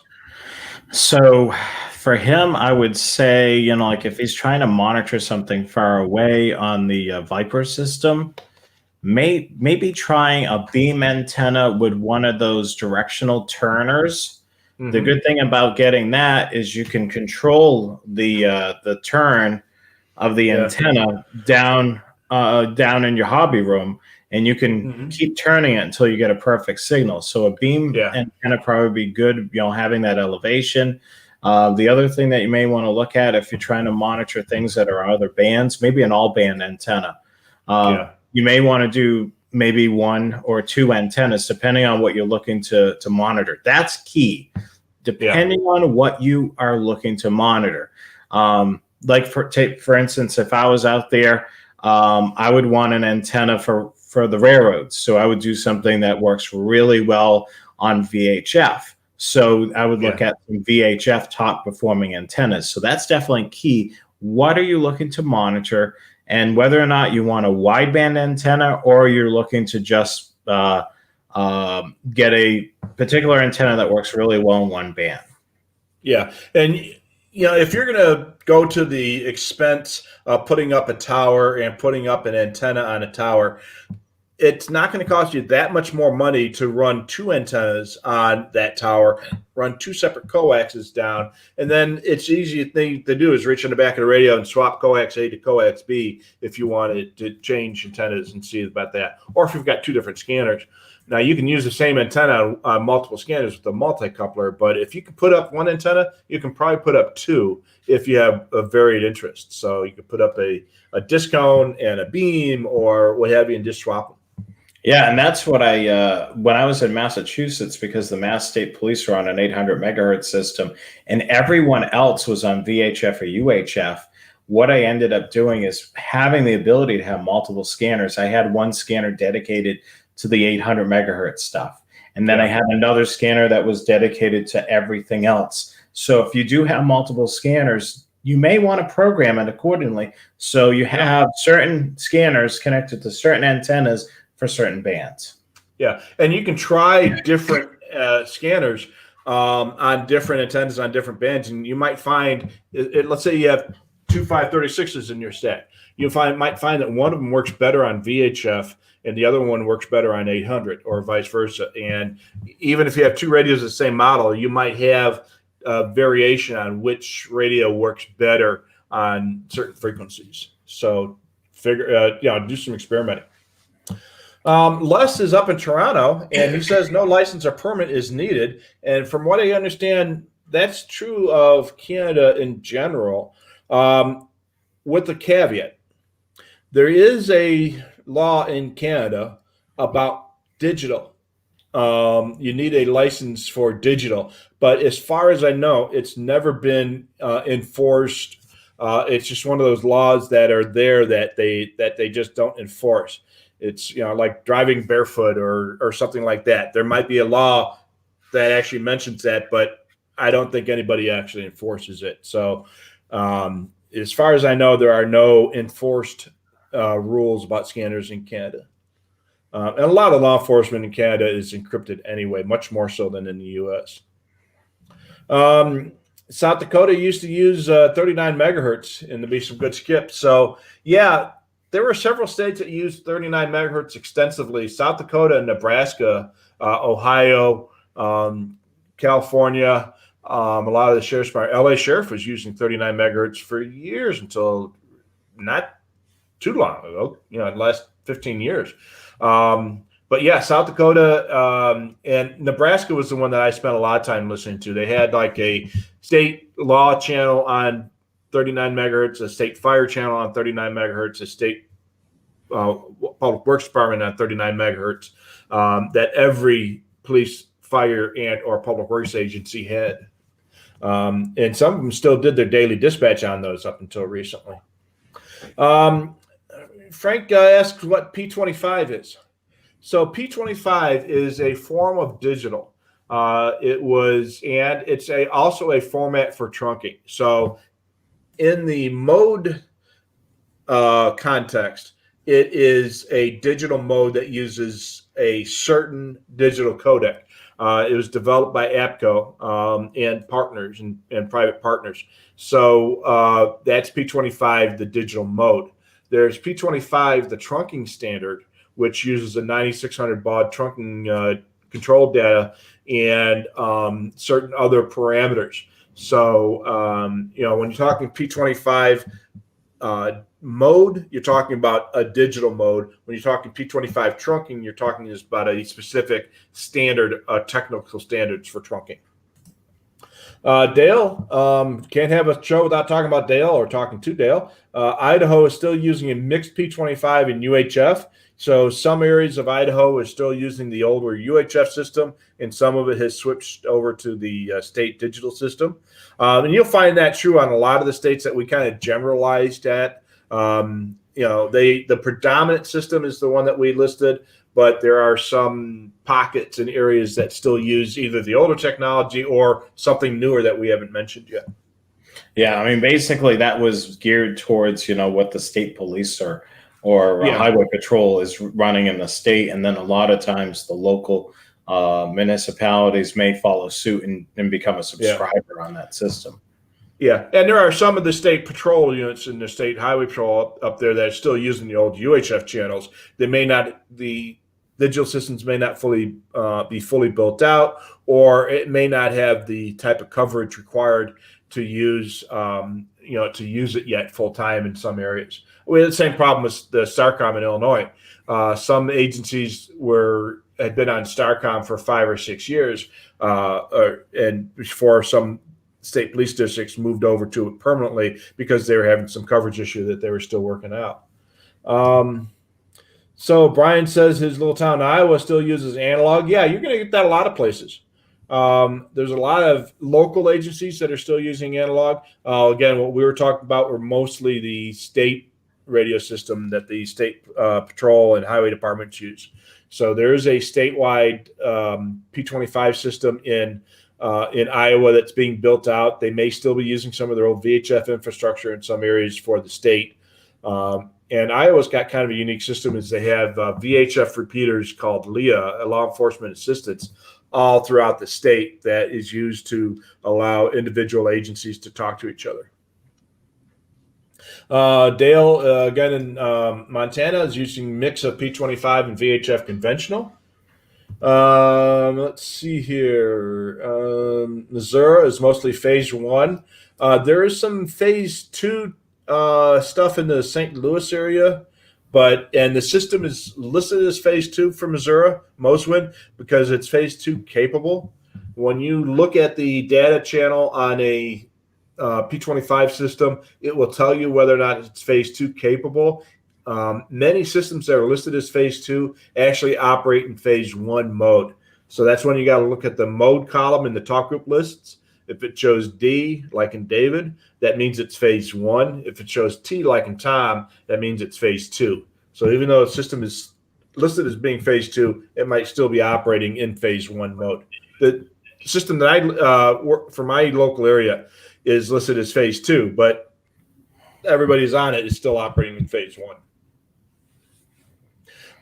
We left out Rhode Island. Yeah, we did talk about that. We talked about Delaware. So Delaware has got a new system that's in place or being built out for P25.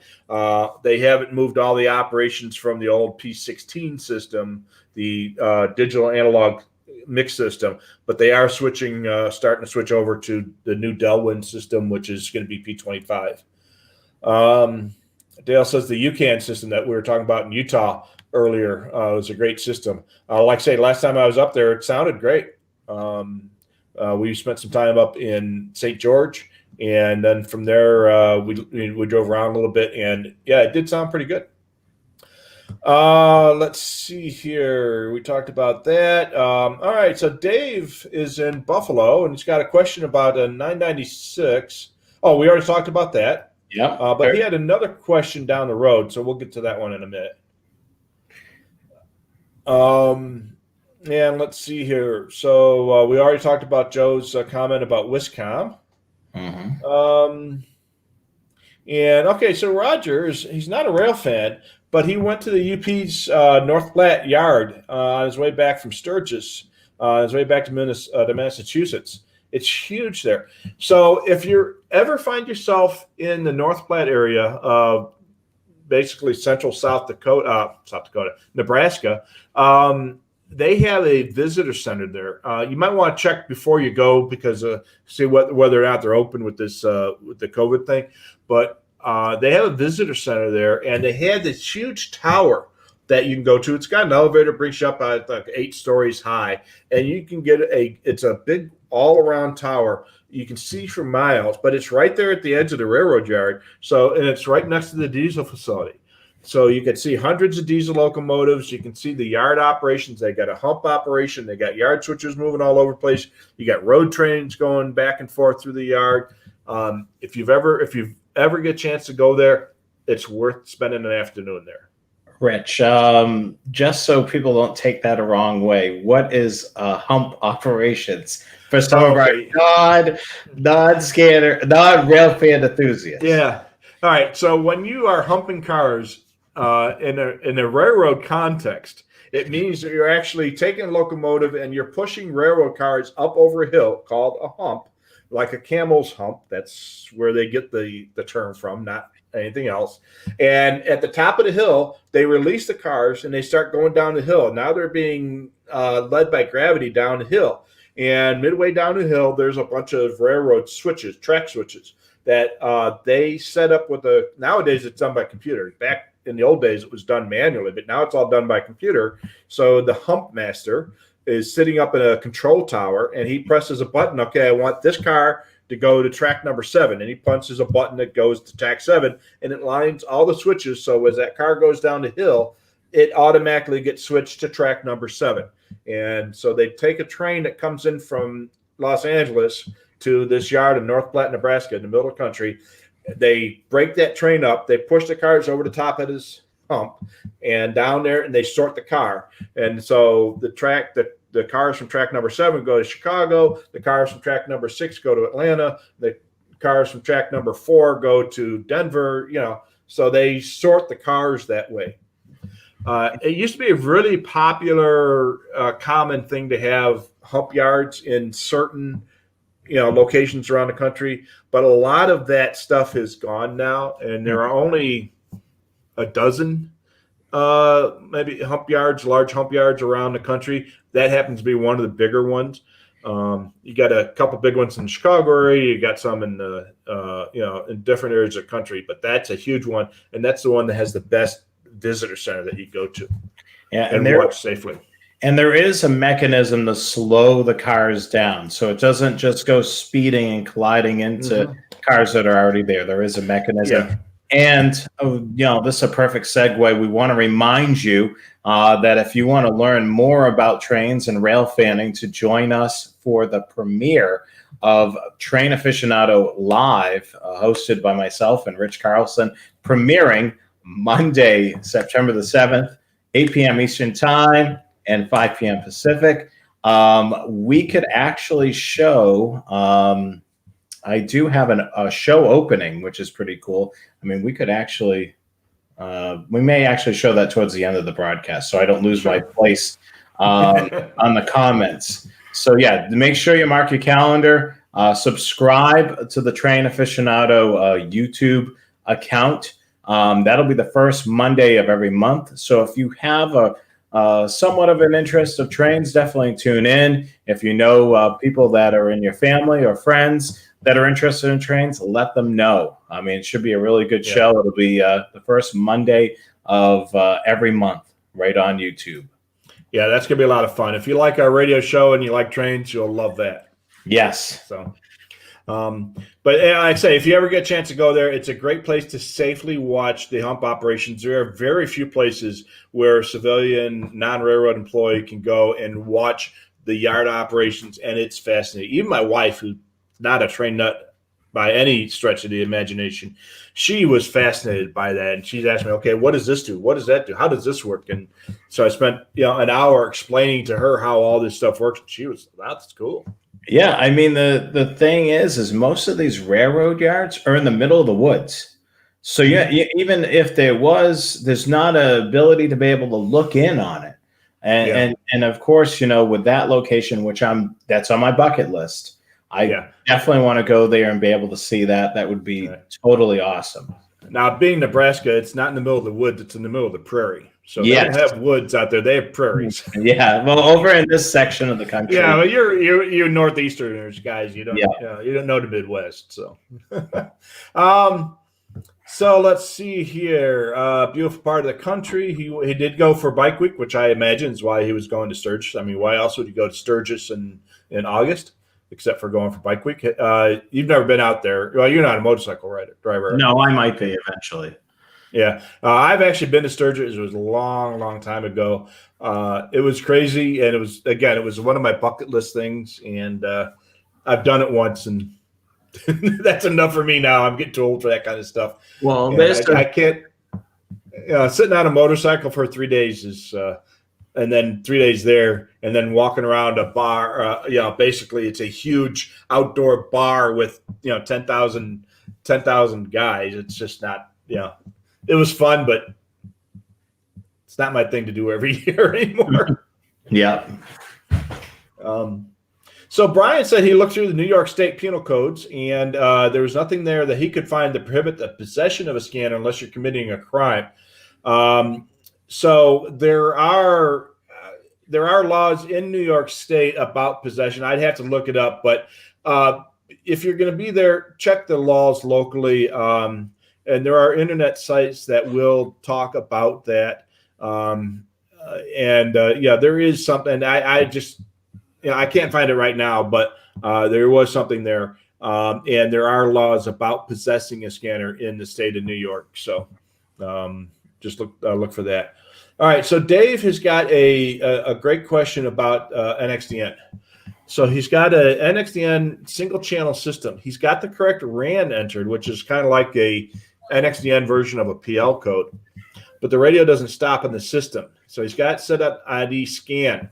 So with a single channel set up, I would, number one, don't put the RAN code in. Leave the RAN code to search. And if you have it set to search, it will stop on any traffic and display the decoded RAN code. And then the next thing you do is put it on ID search, because the ID that you have entered in the radio might not be correct, or it might not be in the right format. So if you put the RAN search in and ID search in, then you will most likely be able to hear any of the traffic.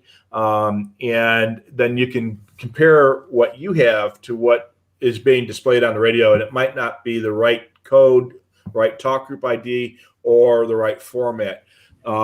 And the other thing that might be happening is if they're using some format of encryption, then you wouldn't obviously hear the traffic either. So put it in RAN search and ID search, and then figure it out from there.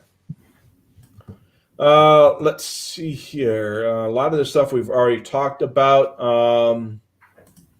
And okay, so Dave had a follow-up, said there on ID search, which seemed to be passed over. Again, put it in RAN search so that you're not being stuck on a single RAN code, because the RAN code you might have might be incorrect.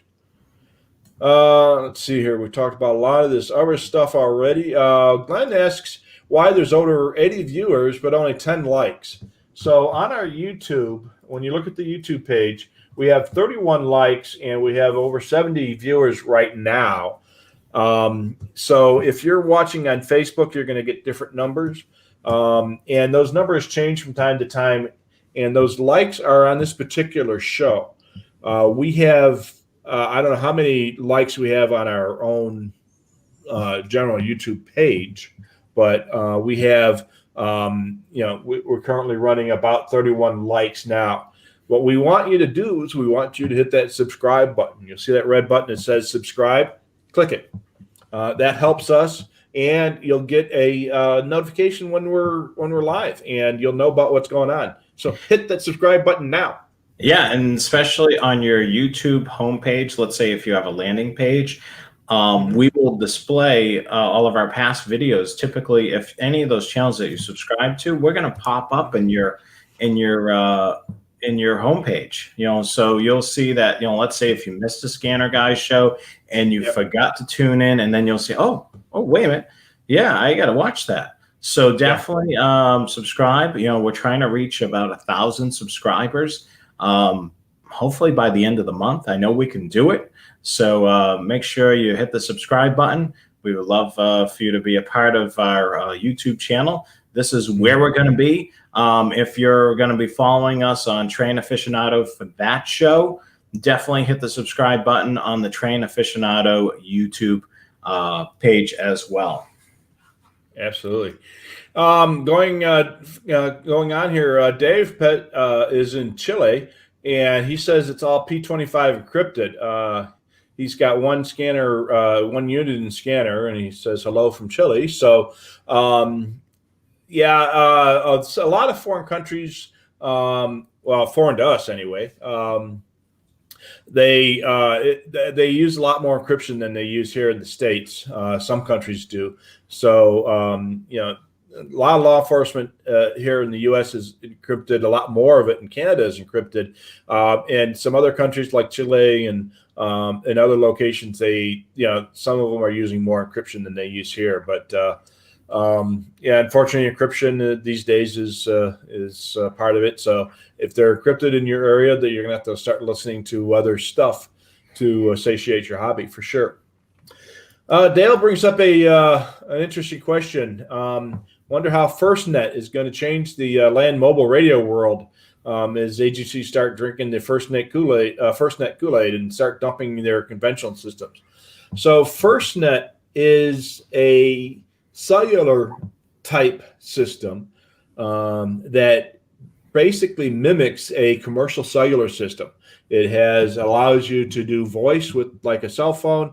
It allows you to do data and allows you to do messaging with a device that works very much like a cellular phone. And in fact, it's actually being built out by one of the cell companies under contract on. It's kind of going to be like a parallel infrastructure. Right now, it's mostly going to be data and messaging. But eventually it could be used for two-way communications and replacing two-way radios. I hope that never comes to pass because you won't be able to monitor it. But I think it's going to be mostly a data technology with the ability to do some voice. And if you've ever used any of the cellular-based voice push-to-talk services like Nextel or Zello. There's a lot of limitations. Number one, there's delay in setup time for the communication. those of you who have ever used Nextel in the past, when you press that button, you got to sit there. Beep, beep. Oh, now I can start talking. And when you want to talk on a police radio, that could be a matter of life or death if there's a delay in setup. And same thing with Zello. When you press that button on Zello or these other services, there's a delay on the setup time. So that at this point, that's not practical for emergency communications. It might be great for things like public works and the street department, but it's not good for a police or firefighter. And the other thing too, with our smartphone devices, they don't have the battery life to be able to be constantly transmitting like that. Yeah. You're literally making, you're initiating a phone call using data. So you're pinging those towers, and it's transmitting a lot of data and voice data, and you're going to be sucking down your battery's power quite a bit. And if you ever take your cell phone out with you to a rural area that has very poor cellular coverage, you'll notice that your battery drains a lot faster because it's searching for a site. Yeah. So I don't think FirstNet is going to be taking the public safety communications world by storm, for at least for voice traffic, and I hope that it doesn't as well. So I don't drink the first net Kool-Aid. So let's see here. We talked about this. We talked about that. And okay, so Lee brings up a couple of 8230T dongles. Those are those little, they look like USB thumb drives, but they've got an SMA connection. I've got a couple of them here, RTL SDRs. Yeah. And they're basically radio receivers, and everything all the rest of it is done through software. So you can use a couple of those and Unitrunker or DSD Plus or some other software packages and use those to track these systems. You don't need to use a scanner, an expensive scanner, to collect data on these trunking systems. So I've got a friend of mine who lives here in the Phoenix area that swears by these things, and he's always using them. And every time we get together, he's got a couple of them in his laptop, and he's doing just that with Unitrunker. And he's taught me a lot about how that works. And they're great. And I've got them. I played with them. It's just that I've got the scanners, so I'm not wasting money. I've already got the scanners, so I'll use those. But they are an inexpensive way to track those systems without dedicating an expensive scanner. You get those things for $25. And then you're using your computer that you already have. You can run it in the background and then still use the computer for your other stuff while you're doing that. And so you're not dedicating a $500 scanner to monitor these systems. And they work pretty well. Let's see here. Lee says the Indian Stream Republic. That was actually, we were talking about Vermont being an independent nation before it was part of the U.S. Indian Stream was an area, and I don't remember if it was New Hampshire, Maine, or Vermont, or maybe even upstate New York, that was kind of caught in the middle between what was then British North America and the United States. And they really didn't consider themselves part of either of them. And it didn't last long. It was kind of an unrecognized state, whereas Vermont was recognized as an independent nation. They had their own currency, their own postal system, and everything else. Indian Stream was a bunch of guys that got drunk on Friday night and declared themselves independent. Dale says that Mother M's home office in Chicago. We were talking about the Starcom system being a joint private-public partnership. Motorola, otherwise known as Mother M, their headquarters is in suburban Chicago. It started in the Chicago area and still headquartered there. And that's probably a good reason why they own that statewide system, is they are a local company. Let's see here. A bunch of check-ins. Dale, yes, that is my buddy Carl, who I've known for 35 years. He's the guy from Wisconsin we were talking about before. Good guy, fantastic guy. And if you've ever met him, you like him. Let's see here. Maine is predominantly VHF high band for public safety. We talked about that already. and let's see, Arlington, Virginia. That was the other half of the District of Columbia before it was retroceded back to the state of Virginia. Washington State, the DOT discovered their pine tree issue with the LTR system in the mid-late 800s. So it isn't just P25, it's 800 megahertz that has the problem with the pine tree. So apparently Washington and Arizona found out the same thing around the same time frame. Let's see here. I lost my place. Okay, there we go. When you pick up your SDS 100, how do you program it? In Sentinel or by zip code? Yes. Both. You can do both. Typically, the way I recommend programming the radio is using the Sentinel software and creating a favorites list. That's ultimately the best way. What I've found with the zip code based programming, especially if you're in a large area where there's a lot of cities and towns basically right on top of each other, you want to make sure that you're creating a favorites list. You may not want to monitor all the cities and towns in that particular area. If you are using the zip code, you want to make sure that you decrease the range down to 1 mile or maybe 3 miles, 4 miles, or whatever it may be, because that also has a range on it. So you could put in a zip code and the scanner could default to 30 miles, for example. Right. So you're going to pick up everything. You're going to, the zip code is that center point, and then it makes a circle around there about 30 miles. That's why you want to decrease the range maybe to 1 or 2 miles, because there's going to be, we've shown this before. It's basically a lot of your cities and towns will overlap circles. I mean, a city or town's border is not a perfect circle. I mean, it's all types of different shapes. So in order to be able to cover that range, it'll overlap multiple things. Yeah. So the best way programming your STS, I would say if you're very particular on what you're monitoring, favorites list. You want to do that with the Sentinel software. It's very simple to do. The Sentinel software is basically a route tree. You would go to your state, then go to your county, and then to the particular trunk system or the municipality channels if it's conventional, and you would right click on them and append them to a favorites list. That is your best way to program it. Zip code, yes. If you're in an area you're not familiar with, you're not connected up to the computer, you didn't make that favorites list, do the zip code. But keep in mind, you're going to get bombarded with a lot. Yeah, zip code is great while you're traveling and you're not familiar with the area, but at home, make your favorites list. That's great advice. Okay, so in Maine, James writes that the MS ComNet, which is the main state communications net, it's a VHF trunk system. There's 40 plus sites using a pool of over 300 frequencies or almost 300 frequencies. Some are from the Fed's allocations, and some are actually railroad channels that were reallocated to be used by public safety. I remember when they were putting in their waivers with the FCC to get allocations on the railroad channels.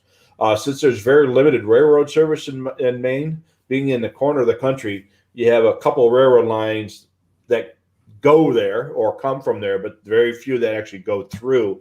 So there's only a limited amount of railroad radio activity. So they were able to borrow some frequencies from the railroad allocations and some from the federal allocations to put in their trunking system. So you couldn't do that in Wisconsin because there's a lot more railroad activity and those channels are much busier there.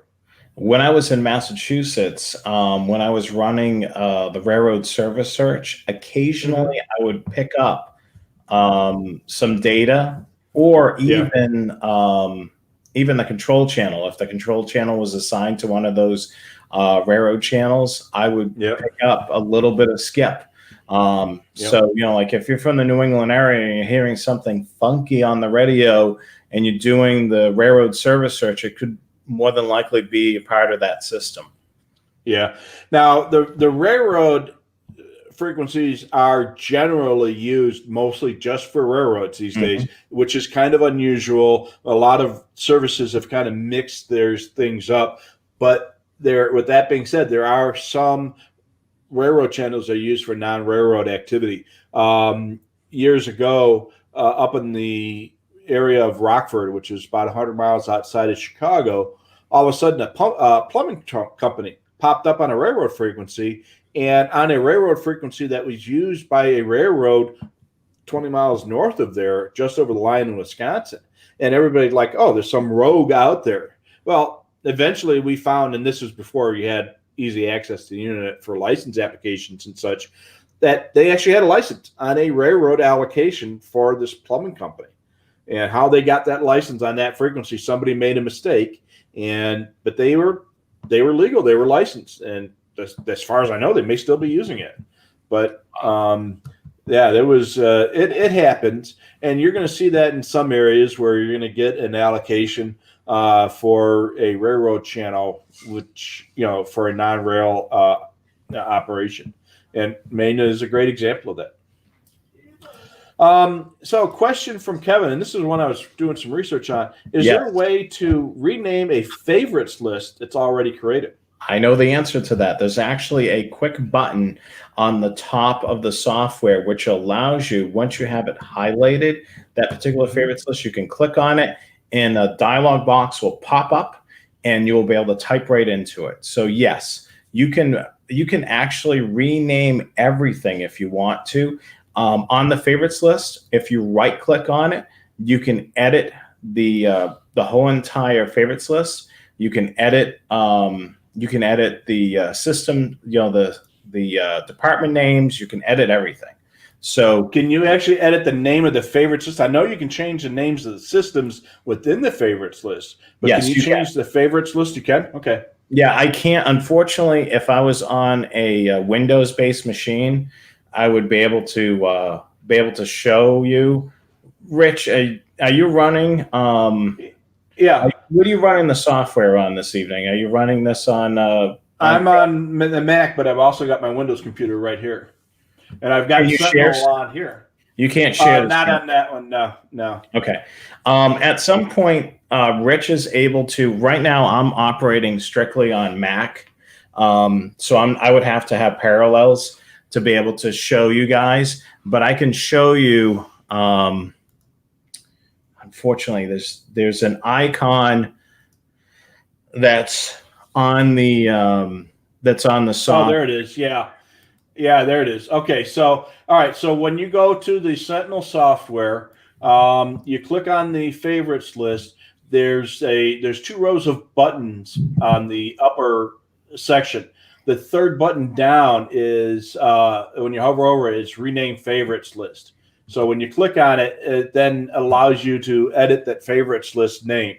So yeah, you do it within Sentinel, highlight the favorites list itself, and then there's that button on the bottom row, the third one over from the left, and that allows you to rename the favorites list. You'll get a little pop-up window, and you can change it from whatever it is to whatever you want it to be.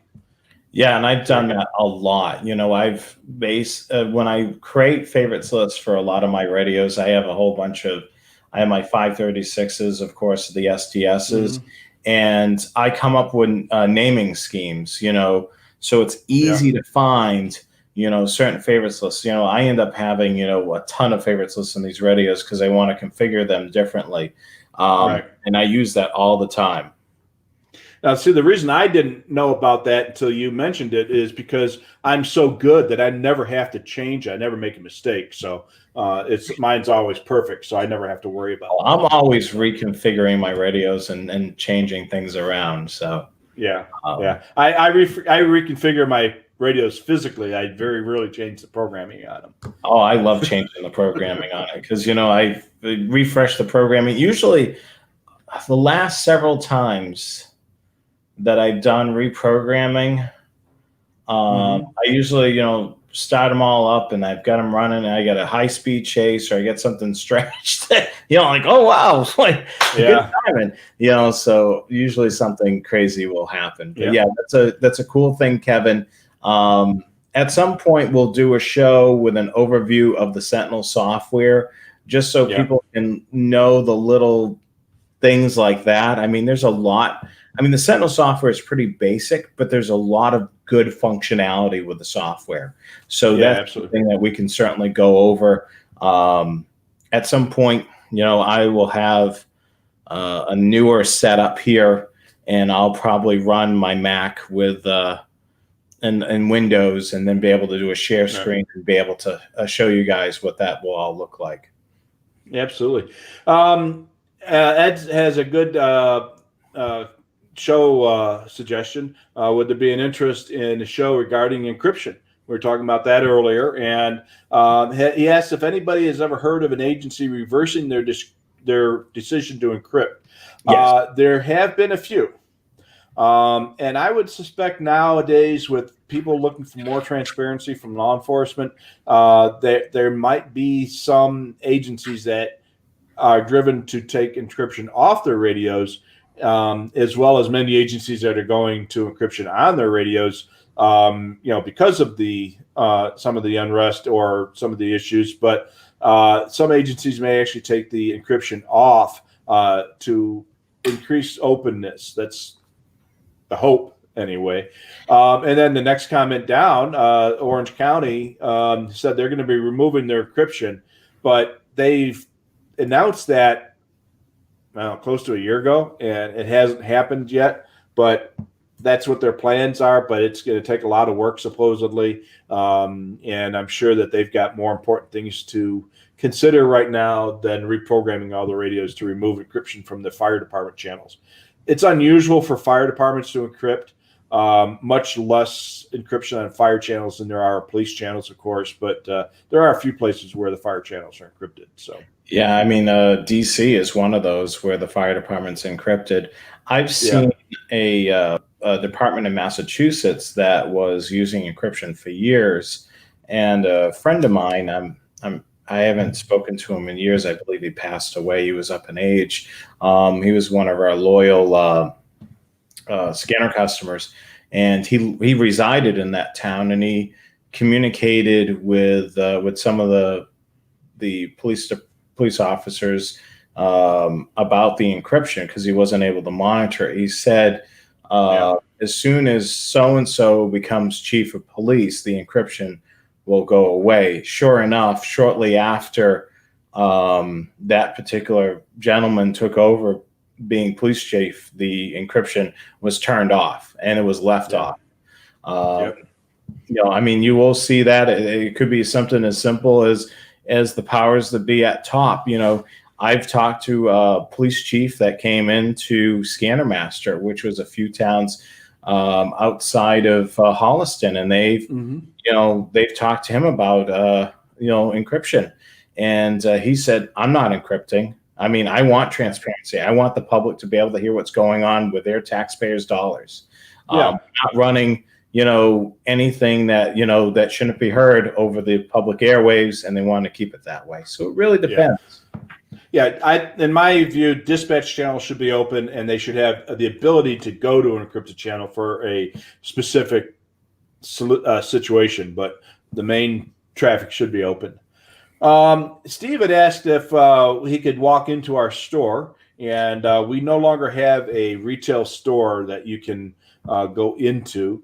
And now in our new location, we only have technical and shipping staff.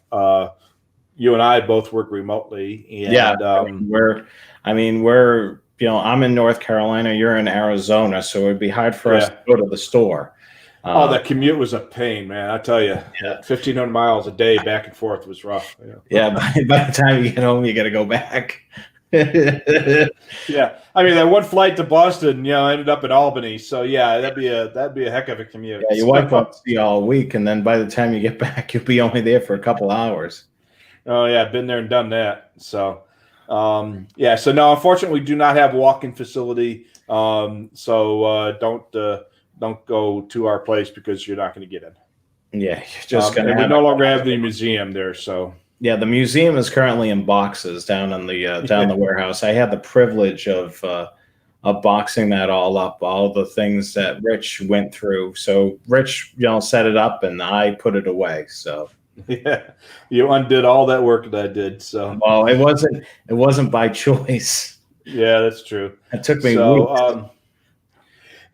So Corey asks about the county roam channels used on a statewide system. So on these big, huge, wide area systems, often talk groups are limited geographically so that they don't tie up all the resources on the system. So like on the Starcom system in Illinois, channels that are to be used in the Chicago area will only work on the tower sites in the Chicago area, so that if a radio happens to travel down to Springfield, they don't tie up all the Springfield infrastructure with the Chicago traffic. Now, there are some channels that will work wide area, but they can restrict certain radios so that they will only work or certain talk groups so that they will only work on certain amounts of towers to keep from tying up all the infrastructure all over the place for these other channels for traffic that has nothing to do with that area. There are roam channels that will allow you to access any tower in the system. So if I'm in the Chicago area and I have to go to Springfield, but I have a need to talk to my dispatcher back in Chicago, I can do so on that roam channel. The dispatcher can get on the roam channel. I can be on the roam channel, and my radio will work, 200 miles away in Springfield when I want to talk to my dispatcher up in the Chicago area. So those are what roam channels are for. Another cool thing to keep in mind, there'll be statewide channels. The Mass State Police for the Mass State Police, they have their SOPs channels, Special Ops channels 1 through 10. That can be heard on any site throughout the whole entire system. The other channel, which if you're familiar with Massachusetts, there's a talk group called State. And that one is throughout the whole entire system. You would hear the State Police Air Wing will essentially be dispatched on there, and then they will communicate. They will dispatch on there, and then what'll happen is if they're coming into an area doing some support, they will let that dispatcher know that we're either going to the local PD channel or they're going to one of the ops channels. So that's kind of like the go-to channel, and that's heard out throughout the whole entire system. So many state trunking systems will have some talk groups that are statewide.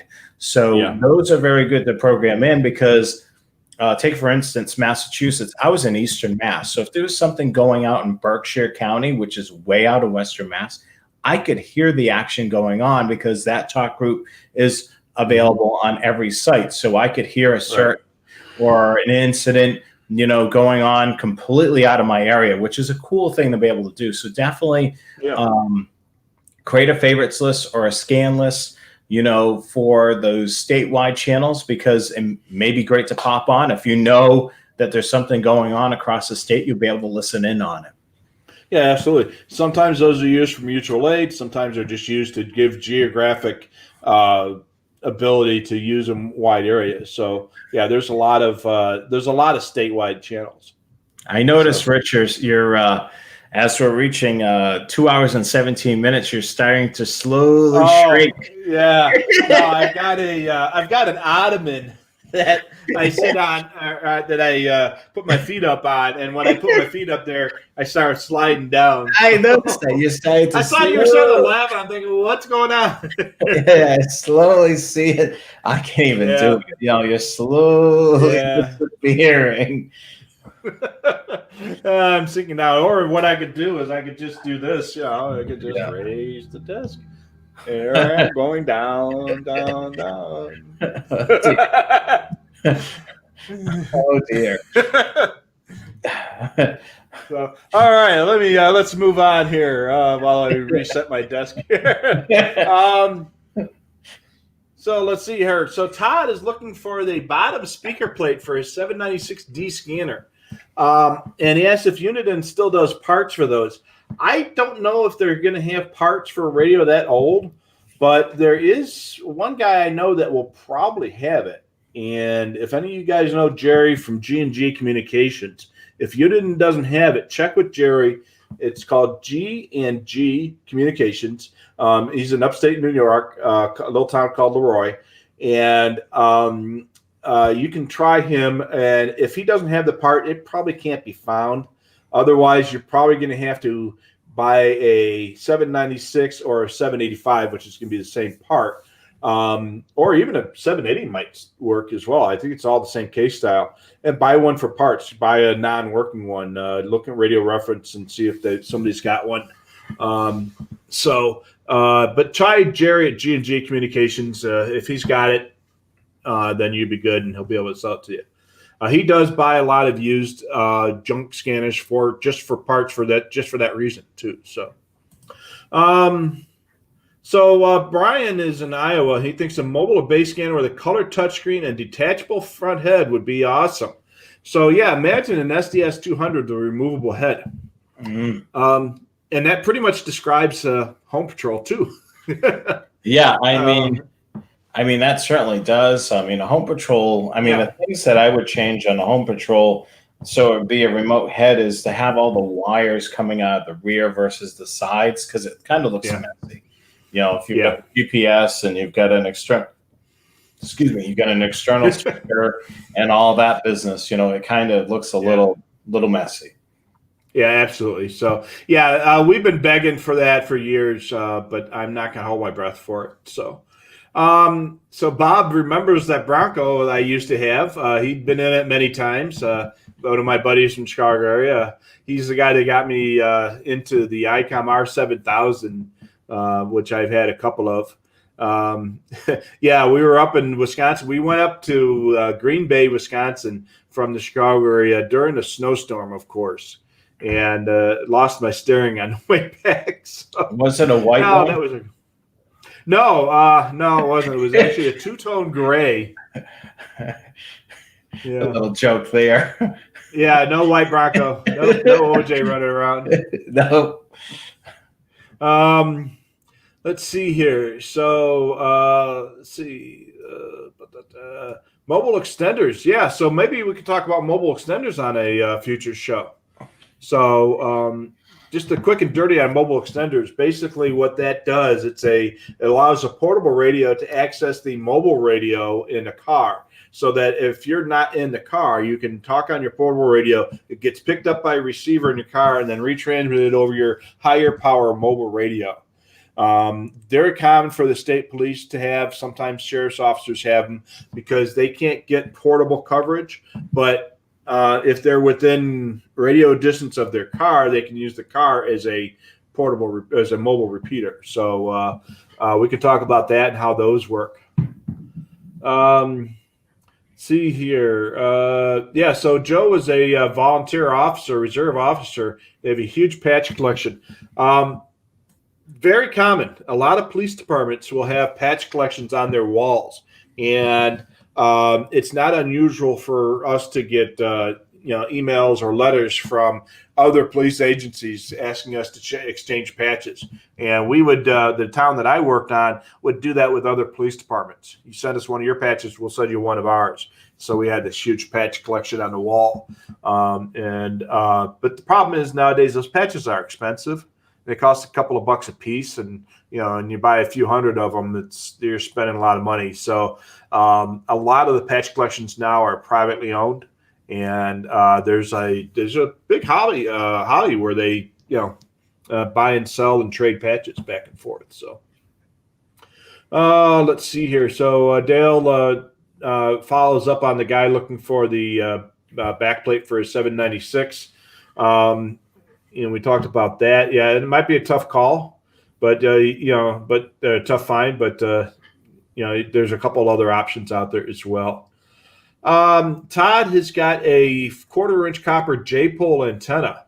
I've heard a lot of good things about J-poles, and I've thought about making one myself.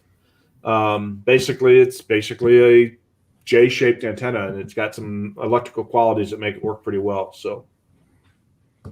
Some more check-ins. Steve talked to you on the phone the other day. Golden Spike Tower. So that is the name of the tower out in North Platte, Nebraska. It's called the Golden Spike Tower. And I've been there several times. And I used to go to North Platte. They used to have a platform out there before they built the tower that you can go up onto with a pretty decent show. But that was only, 15 feet off the ground. Now they got this thing with the elevator. There's a gift shop and a movie show on the bottom, on the ground floor, and you buy your tickets, and then you go up to the elevator. And on the very top of it, there's an enclosed glass there's a center where you can see all the operation. And if the weather's nice, you can go one floor below, and there's a patio on the outside that you can sit and watch on if the weather's nice. The weather's nice in Nebraska for about 2 weeks in the summertime. And it gets pretty cold there in the wintertime for sure. So Jim is in New York. The best thing about missing some of your show is you can stay up late and catch it later on YouTube. Absolutely. We are just as funny on rerun as we are live. Yeah, we tend to be. Yeah. About the only thing you can't do is you can't add to the comments if you're watching it on the replay. Yeah. So Don asks if Unit knows about the flickering screen problem with the SDS 200. I have not seen that myself. We've had, out of the many SDS 200s that we've sold, I think we've had 2 of them that were returned for screen issues. And any radio is going to have some, occasional, flaws like that. Uniden is repairing any of those. Most SDS 200s are still under warranty. Even if it's not under warranty and that situation pops up, contact Uniden. They may, I'm not talking for them, but they may still take care of it if they've determined that it's an ongoing issue. Again, it only affects a few.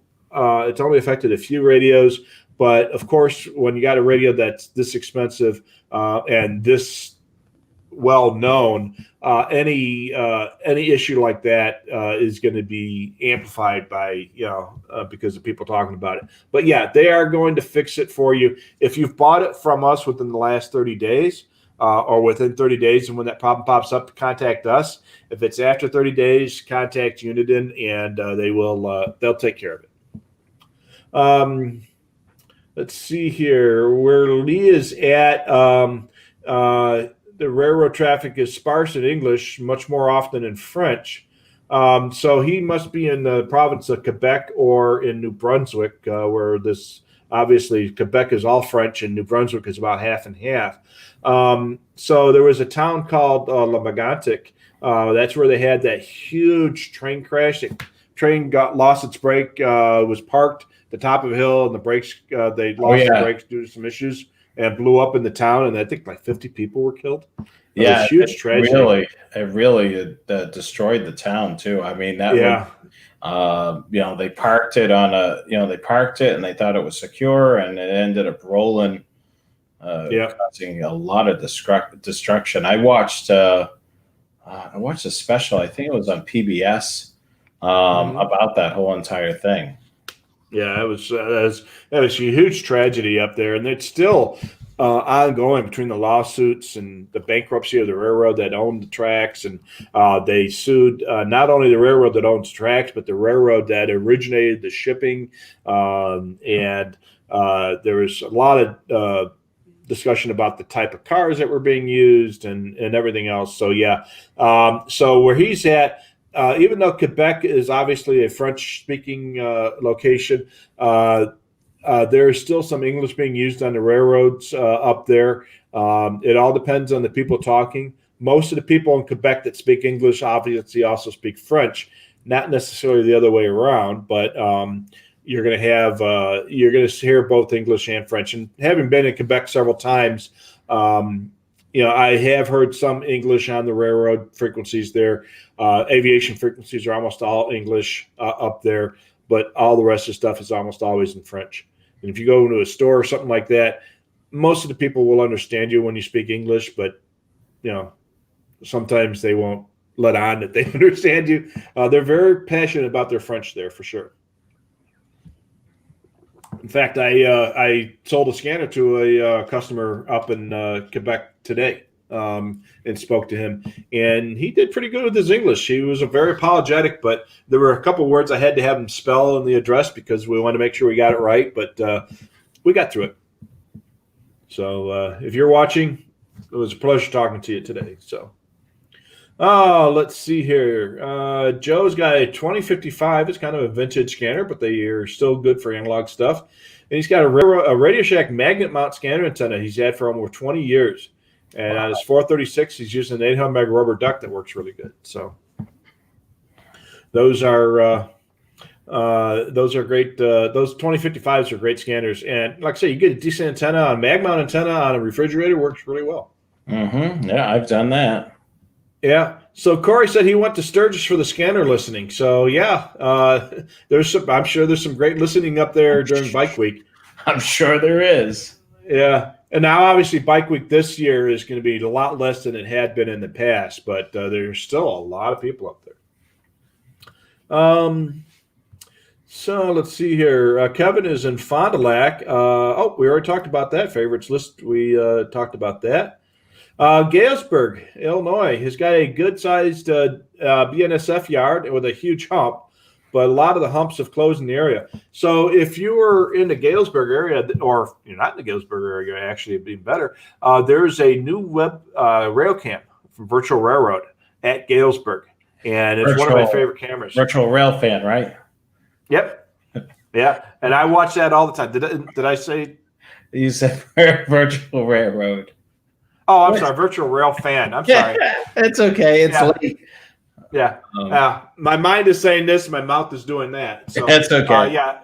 Virtual Rail fan. It's a great camera. I watch it all the time. And Galesburg is where the old Burlington Northern crossed the old Santa Fe, and now they're both BNSF.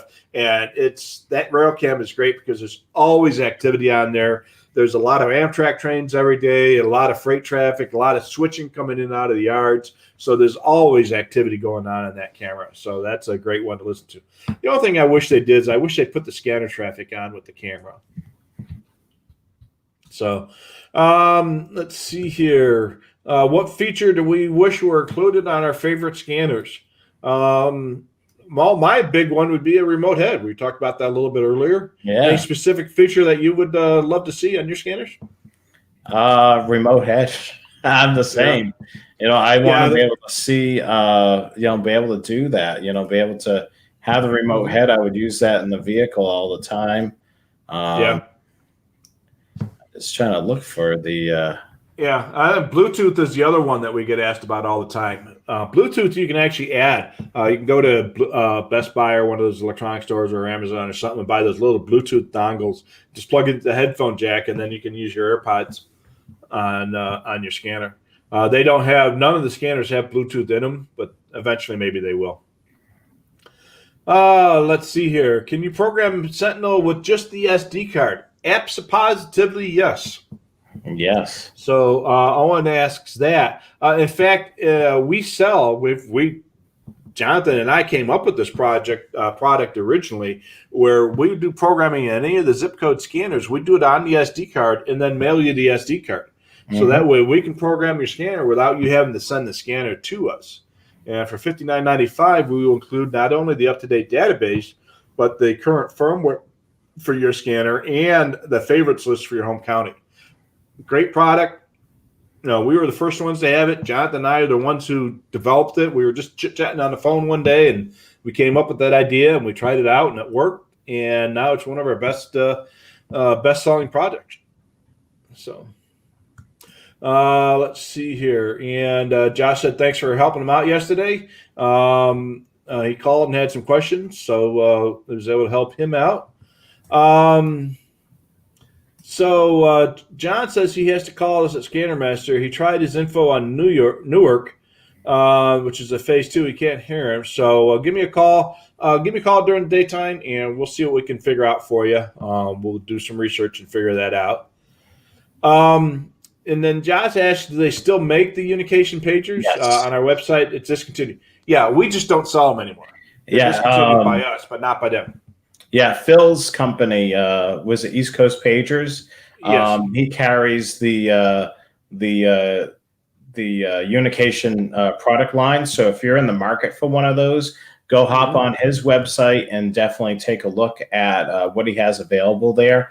Certainly Phil will be a guest here, within the next couple months or so, we'll definitely have him dive into some of the unification stuff so we can have a little bit more understanding of that as well. So that would be really cool. Yeah. And we apologize for the spam that was posted on our Facebook page. That happens from time to time. There it please is. get rid of that. Yeah. Please make sure you get that deleted from our page. That happens on Facebook a lot. So if you ever see any message like that, ignore it, block it. Yeah. And the last one is what's the turnaround time on programming, and can it be emailed instead of shipped? So for the SD cards, we're getting them out in about a week to 10 days. And then we don't email them. We physically send the card to you. We don't do any type of remote programming or email programming. So we only do it either on the SD card or on the radio itself. We're not set up to do remote programming. We don't have the personnel or the time to do that, and it would be way too expensive for the consumer. So unfortunately, that's just not it's just not an option at this time. Maybe in the future, but right now we're so backed up with programming orders right now that there's no conceivable way for that to happen anytime soon. And that's it. Say hey, Dave, and a bunch of our others. So we skipped over a lot of the check-ins because of time. We're already 2.5 hours in, so we didn't want to spend all the rest of that time saying hi. But we do read each and every comment that you post, and we also answer every email that you send to us at the support box. Remember, send questions to the support box so that they get answered. Do not send questions to the Scanner Guys email. If you send them to the Scanner Guys email, they may not get answered, or the response will be delayed. Send them to the support box and to support@scannermaster.com. We will answer those every weekday. Yes, definitely do that. What I'm going to do is we actually have a video that we want to share with you guys. It's this is what we're thinking about doing for our opening of our new show, which is coming this fall to the Train Aficionado YouTube page. Train Aficionado Live with Jonathan Higgins and Rich Carlson, premiering Monday, September the 7th. 8 o'clock Eastern Time, 5 p.m. Pacific. That'll be the first Monday of every month. So what we'll do is we'll play possibly our intro video for the show. So definitely take a look at this right now.